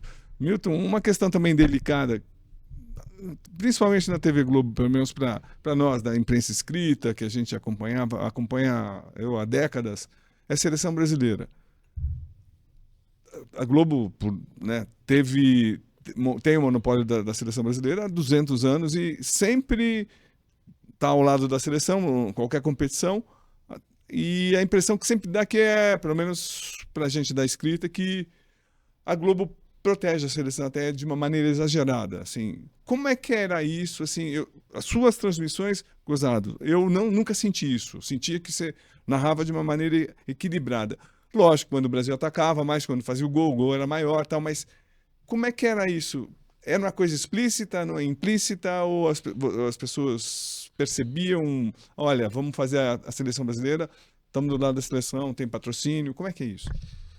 Esse tipo de conversa nunca houve, né? Nunca ninguém chegou e falou, ó, seleção brasileira, temos que ficar de olho, patrocinador, não sei o que e tal. Isso nunca houve. O que houve, assim, quando eu fazia a seleção brasileira, e fiz durante até a Copa do Catar, né? Eu fiz ainda jogos da seleção brasileira, tem uma divisão, né? O que é TV Globo e o que é Sport TV, né? A TV Globo tem uma preocupação muito maior com a seleção brasileira porque as próprias transmissões, né, e isso o Galvão fazia como ninguém, torcem mais para a seleção brasileira. A gente no Sport TV nunca teve ninguém, precisa torcer mais, fazia quem queria fazer. Porque você quer trazer a audiência junto, você quer trazer as pessoas junto. A Copa do Mundo, a seleção brasileira mobiliza todas as torcidas, né? Então, assim, eu nunca presenciei, nunca ninguém me falou, ó, tem que fazer assim, tem que fazer assado, não, na Globo vai ser assim, na Sport TV vai ser assado. Acho que a própria forma de a Globo se relacionar com o público é diferente da nossa, né? Porque é um público diferente, e talvez isso molde um pouco a transmissão da Globo nesse sentido, né? De não ser tão crítica, de tentar levantar bolas. Porque, assim, o investimento que a Globo faz em termos de seleção brasileira é muito alto, né? A Copa do Mundo custa uma fortuna, né? Então, para a Globo, a seleção ser eliminada logo no começo da Copa é uma tragédia, né? Porque você investiu um dinheiro e a audiência vai cair, patrocinador vai fugir e tal. Mas eu duvido. Óbvio que eu nunca fiz isso na Globo, né? Não sei como é que eram tratadas as coisas lá, mas eu duvido que alguém algum dia tenha dito, Galvão, tem que torcer pro Brasil lá hoje. O próprio Galvão acha que tem que torcer. Então, sim, o Galvão já faz esse papel, não precisa ninguém fazer por ele. Para mim, para equipe de Sport TV, eu nunca houve essa conversa. Não, aqui tem força barra, aqui nunca houve essa conversa. E, Milton, também eu vi uma análise sua que eu achei brilhante. Como é que você qualifica o Neymar? Porque, de repente, a gente teve gerações com 2, 3, 4 jogadores fora de série. E hoje a gente vive uma dependência há 10 anos de um único fora de série, que é ele. Como é que você vê isso? E como é que você acha que a mídia, principalmente a televisão, trata o Neymar? Olha, eu apanhei muito recentemente, no final do ano passado eu dei uma entrevista que eu dizia que talvez o Neymar não tivesse nem entre os 30 melhores jogadores do Brasil na história, né? E aí eu comecei a fazer uma conta lá em casa, fui anotando os caras que eu achava melhor que ele, ele ficou na minha posição 27 lá em casa. E aí, cara, mais uma vez eu repito, é a minha opinião, ninguém precisa ficar bravo comigo, jogar pedra, xingar, entrar lá no Instagram pra bater em mim, é a minha opinião e ponto, né? E dane-se. Se você acha que ele é o melhor do mundo, ok, também tá tudo certo. O Neymar, quando saiu do Brasil, que ele é vendido pelo Santos para ir para o Barcelona, a gente não tinha dúvida que ele ia ser o melhor do mundo. Sim. A nossa dúvida é quando? É nessa temporada? Na próxima ele vai ficar revezando com o Messi e com o Cristiano Ronaldo? Isso nunca aconteceu. Vamos ser sinceros, isso nunca aconteceu. Verdade. Teve uma temporada, que até ele foi artilheiro da Liga dos Campeões, que ele teve próximo, que ele terminou em segundo, terceiro. Poderia até ter ganho aquele ano. Mas foi uma temporada. Ele nunca esteve perto do que joga o Messi, ele nunca esteve perto do que joga o Cristiano Ronaldo, do que jogavam, né? Então, na verdade, assim, acho que a gente sempre esperou muito mais dele do que ele entregou. E assim, e não é um problema só dele, né? É um problema do futebol brasileiro. As pessoas falam, não, porque o Dorival não pode ser técnico da seleção, não, tem que ser fulano, Beltrano, tem que trazer de fora, tem que ser... Cara, o problema do Brasil, no futebol do Brasil, não é esse. Nós temos que dar um passo atrás. É porque a gente só tem o Neymar há 10 anos como único jogador fora de série, extra classe. Tem aí o Vinícius Júnior tentando aparecer, mas ainda não é esse cara, né? Na seleção, por exemplo, ele nunca jogou nada. Então, essa eu acho que tem que ser a discussão do futebol brasileiro. Por quê? E aí, quando eu falo que o Neymar é o único craque dos 10 anos, ninguém lembra, né? Os caras só batem em mim quando eu critico ele. É o único jogador fora de série, extra classe, que a gente teve nesses últimos 10, 12 anos. Quando ele surge lá no Santos, aquele Santos com o Ganso, campeão da Copa do Brasil, da Libertadores, não sei o quê. E depois, você vai procurar, não tem mais, é só ele. A seleção brasileira de hoje é uma coisa inacreditável. Tem jogador que a gente não sabe quem é. Quando sai a convocação, fala, mas quem é esse fulano aqui? Eu nunca ouvi falar dele. Né? E a gente que trabalha com isso. Né? Imagina o torcedor. Então, cara, acho... E outro dia até alguém me perguntou com essa volta do Neymar, você acha que ele vai na seleção, ele vai brilhar? Eu falei, olha, ele vai sobrar nessa seleção mais do que ele já sobrava antes, porque essa seleção é muito pior do que as outras que ele jogou, né? Nesses 2 anos que ele ficou fora aí. A seleção de agora é muito mais fraca do que era antes. O Brasil deixou de ser primeiro mundo no futebol e acho que a gente tem que ter essa consciência. Por que a gente não produz mais jogadores de Neymar pra cima, né? Você falou, a gente teve seleções que tinham 3, 4 jogadores desse tipo. Hoje não tem, hoje a gente tem um né? E essa dependência toda. Agora, é um problema para transmissão quando a seleção brasileira é eliminada numa Copa do Mundo? Qual é a sensação para a TV? Não, pro conjunto da obra é muito ruim, né? Porque você sabe que a audiência vai despencar no dia seguinte. Dá uns exemplos, Milton, por favor, de Copa do Mundo que você estava, que o Brasil caiu. Eu transmiti a eliminação do Brasil em no Catar. Eu estava no Catar. Naquela Copa, a direção do Sport TV resolveu que eu ia narrar os jogos do Brasil. Eu iria com o Brasil até onde o Brasil fosse. Então, para mim, o Brasil ter sido eliminado antes foi uma tragédia, porque eu sabia que eu não ia fazer a final, né? Eu só faria a final se o Brasil chegasse. Então, quando o Brasil é eliminado e do jeito que foi, né, na prorrogação, estava na frente, enfim, tinha a chance de ter avançado para a semifinal. Então, você sabe que dali para frente a Copa do Mundo vai ser só para fanático, né? Porque o povão mesmo assiste a Copa enquanto tem Brasil, né? E, não, e como é que foi aquela noite pra você? Eu também tava no Catar, mas pra vocês, como é que foi lá, pessoal do Sport TV? Pra mim, Sim. especificamente, foi muito ruim, né? Porque eu sabia que a minha chance de transmitir a final da Copa, e óbvio que é o que você quer fazer numa Copa, tinha acabado naquela noite, né? Eu ia fazer outro jogo. Tanto que eu pedi pra voltar antes, né? Eu fiz as quartas de final com a eliminação do Brasil. No dia seguinte, eu sabia que eu ia fazer uma das semifinais, né? Mas eu ficaria no Catar até o final da Copa. Provavelmente para transmitir terceiro lugar, sei lá. Quando acabou, no dia seguinte, no café da manhã do dia seguinte da derrota do Brasil, eu procurei o pessoal da direção e falei: olha, se não for problema para vocês, eu queria ir embora. Eu faço a semifinal, mas eu quero ir embora no dia seguinte. Você não quis ver a Porque final? não, eu vi a final na minha casa, aqui no Então, Brasil. mas lá... Não quis ver a final. Porque o meu desânimo era grande, porque, cara, a minha intenção numa Copa do Mundo é ir até o fim, fazer os melhores jogos e tal. Mas eu sabia que não ia rolar, né? Então eu falei, e eu já estava um mês fora de casa, enfim.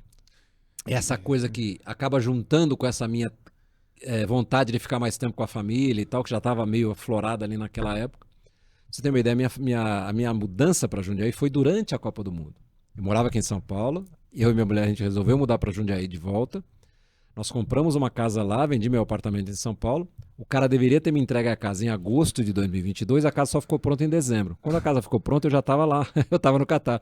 Minha mulher fez a mudança sozinha com as irmãs dela. Então eu saí para a Copa morando em São Paulo, voltei morando em Jundiaí. Então eu queria voltar, eu queria saber como estavam as coisas aqui e tal. Tanto que no dia seguinte da final, da semifinal que eu transmiti, eu peguei o avião e vim embora. Milton, todo mundo tem vida, né? Não adianta, tem família, tem tudo. Você passou por um período muito difícil, mas muito difícil. Eu também não tenho pai, mas perdeu o pai, você perdeu a mãe, você perdeu o sogro, tudo no mesmo período. Como é que foi para você isso?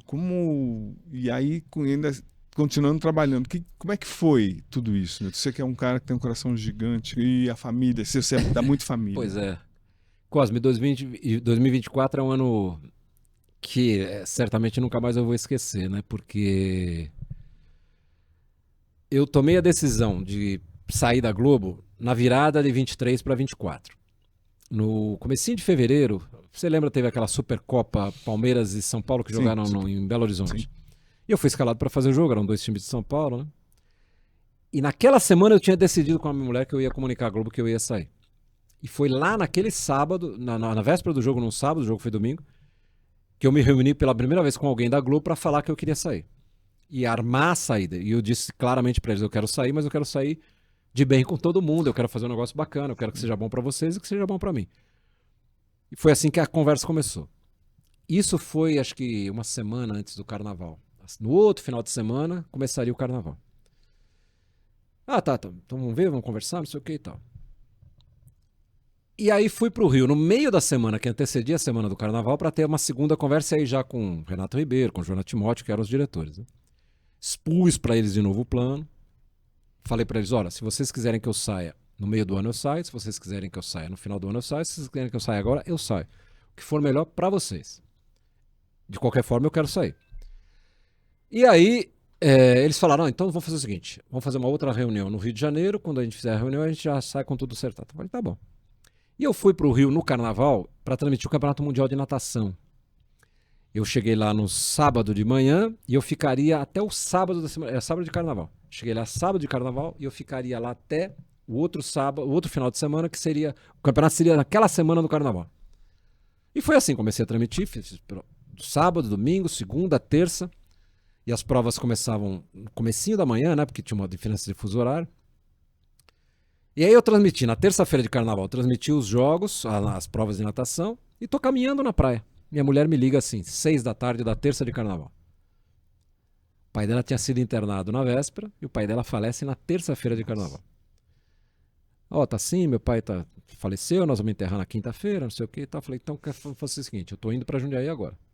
Liguei o pessoal da Globo e falou, não posso ficar, preciso estar do lado da minha mulher nessa hora, e eu vou embora. Mas, cara, terça-feira de Carnaval, como é que você vai sair do Rio de Janeiro, né, sem ter passagem de avião, sem nada? Eu fui ao aeroporto, aluguei um carro e vim dirigindo à noite da terça para quarta. Levei 5 horas do Rio a Jundiaí para estar lá com ela. Isso foi Carnaval, terça-feira de Carnaval. Meu sogro foi sepultado na quinta-feira. No domingo, meu pai passa mal. Nós levamos meu pai para o hospital. A missa de 7º dia do meu sogro, inclusive, foi na segunda-feira. Eu nem pude ir, porque meu pai estava mal no hospital. Meu pai falece na quinta-feira da semana seguinte, né, do carnaval. Foi dia 22. Meu pai faleceu e nasceu no mesmo dia, 22 de fevereiro. Meu pai estava completando 93 anos no dia que ele faleceu. Então meu sogro morre na terça de carnaval, 10 dias depois meu pai morre na semana seguinte. E tudo isso, Cosme, acontece no momento em que eu estou tratando com a Globo da minha saída. Ou seja, era um outro luto, né? Então era um luto em cima do outro. Sim.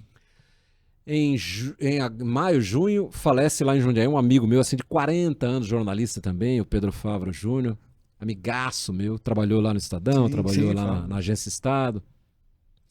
Falece também.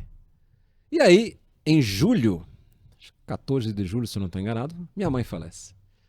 Minha mãe teve uma insuficiência respiratória, ela tinha um problema grave no coração, né, uma deficiência cardíaca, e ela também não resiste e falece. Então, no espaço de 5 meses, 4 meses e meio, 5 meses, eu perdi meu sogro, meu pai, minha mãe, um amigo de 40 anos e o emprego.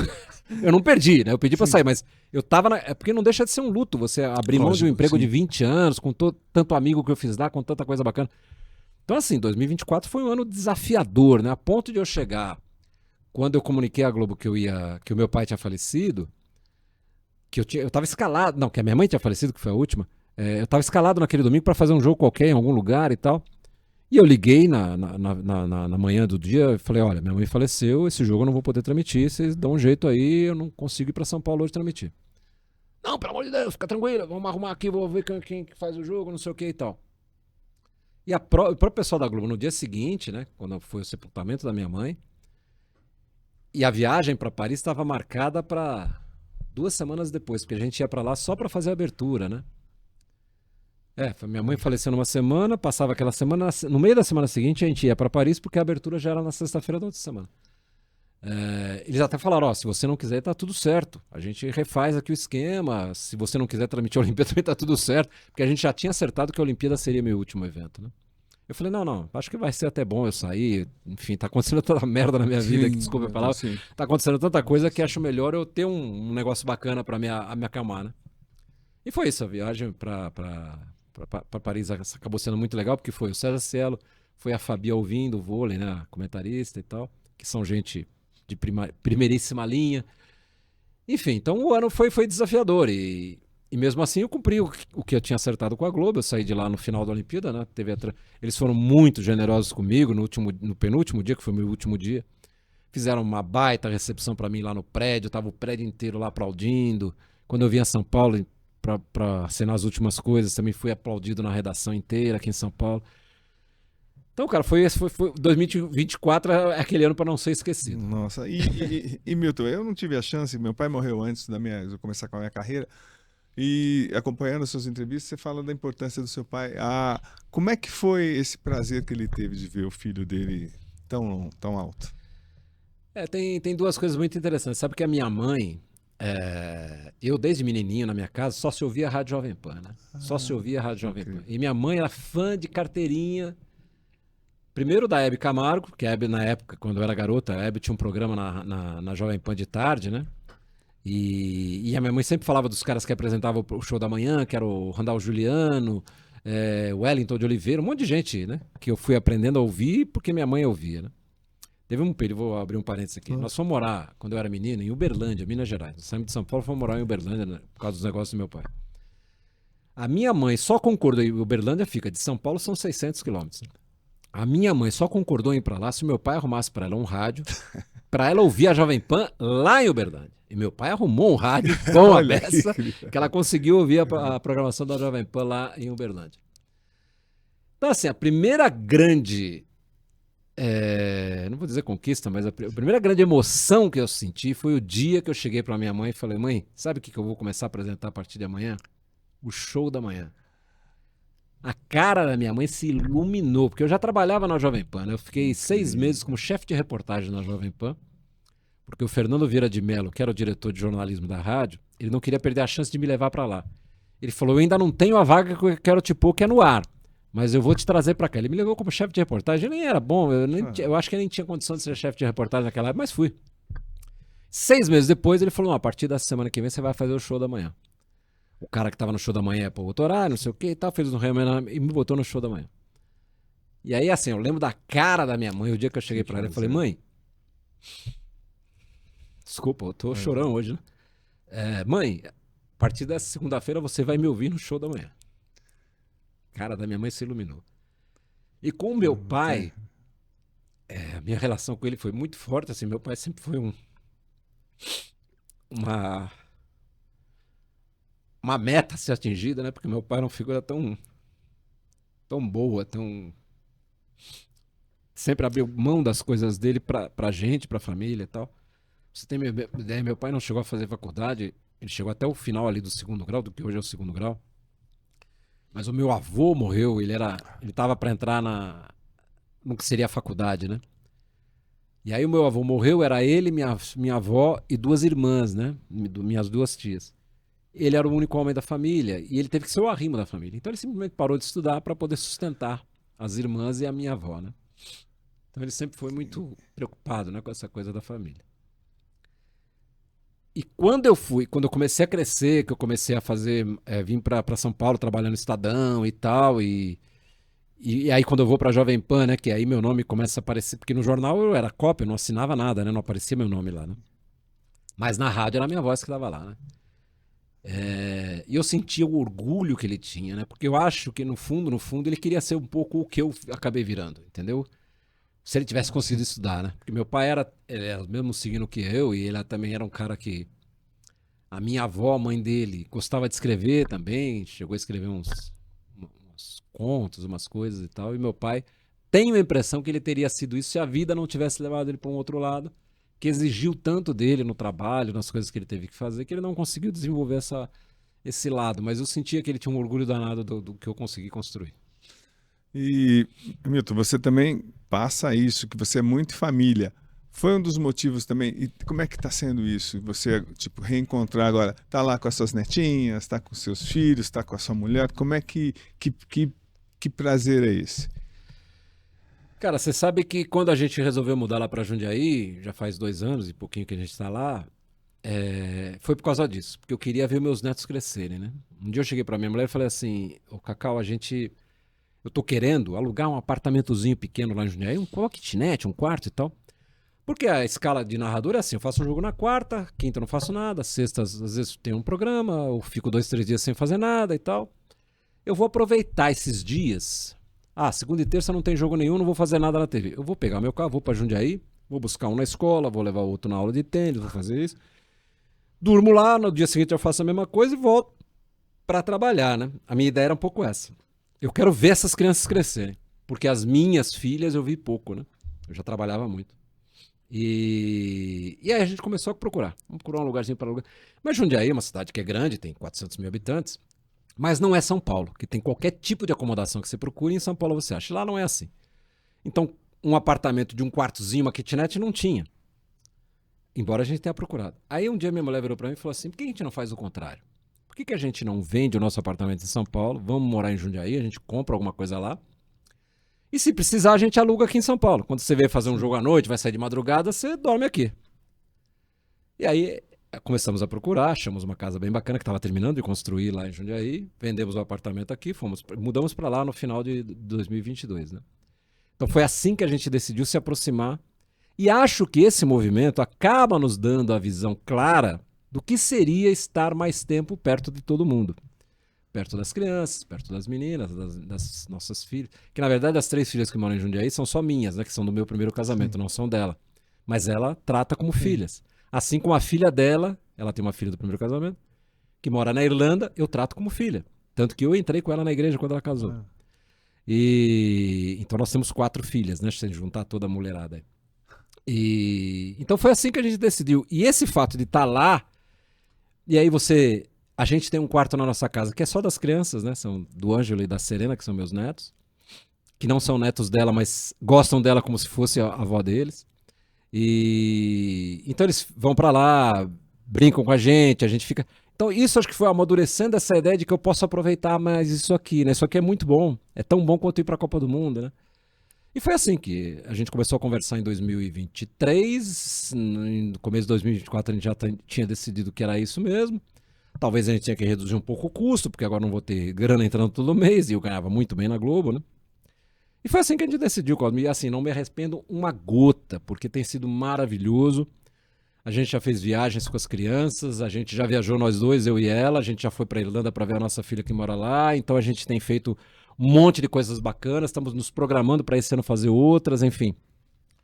Então assim, eu não me arrependo nenhuma linha de ter aberto mão. E olha que foi difícil, abrir mão do que eu abri o salário que eu ganhava na Globo, as viagens que eu fazia na Globo, os eventos que eu cobria na Globo, tudo que eu fiz lá e que foi maravilhoso nesses quase 20 anos. É muito difícil abrir mão, mas valeu a pena. Mas eu só posso dizer aquilo que é o óbvio, né? Senhoras e senhores, o fenômeno voltou.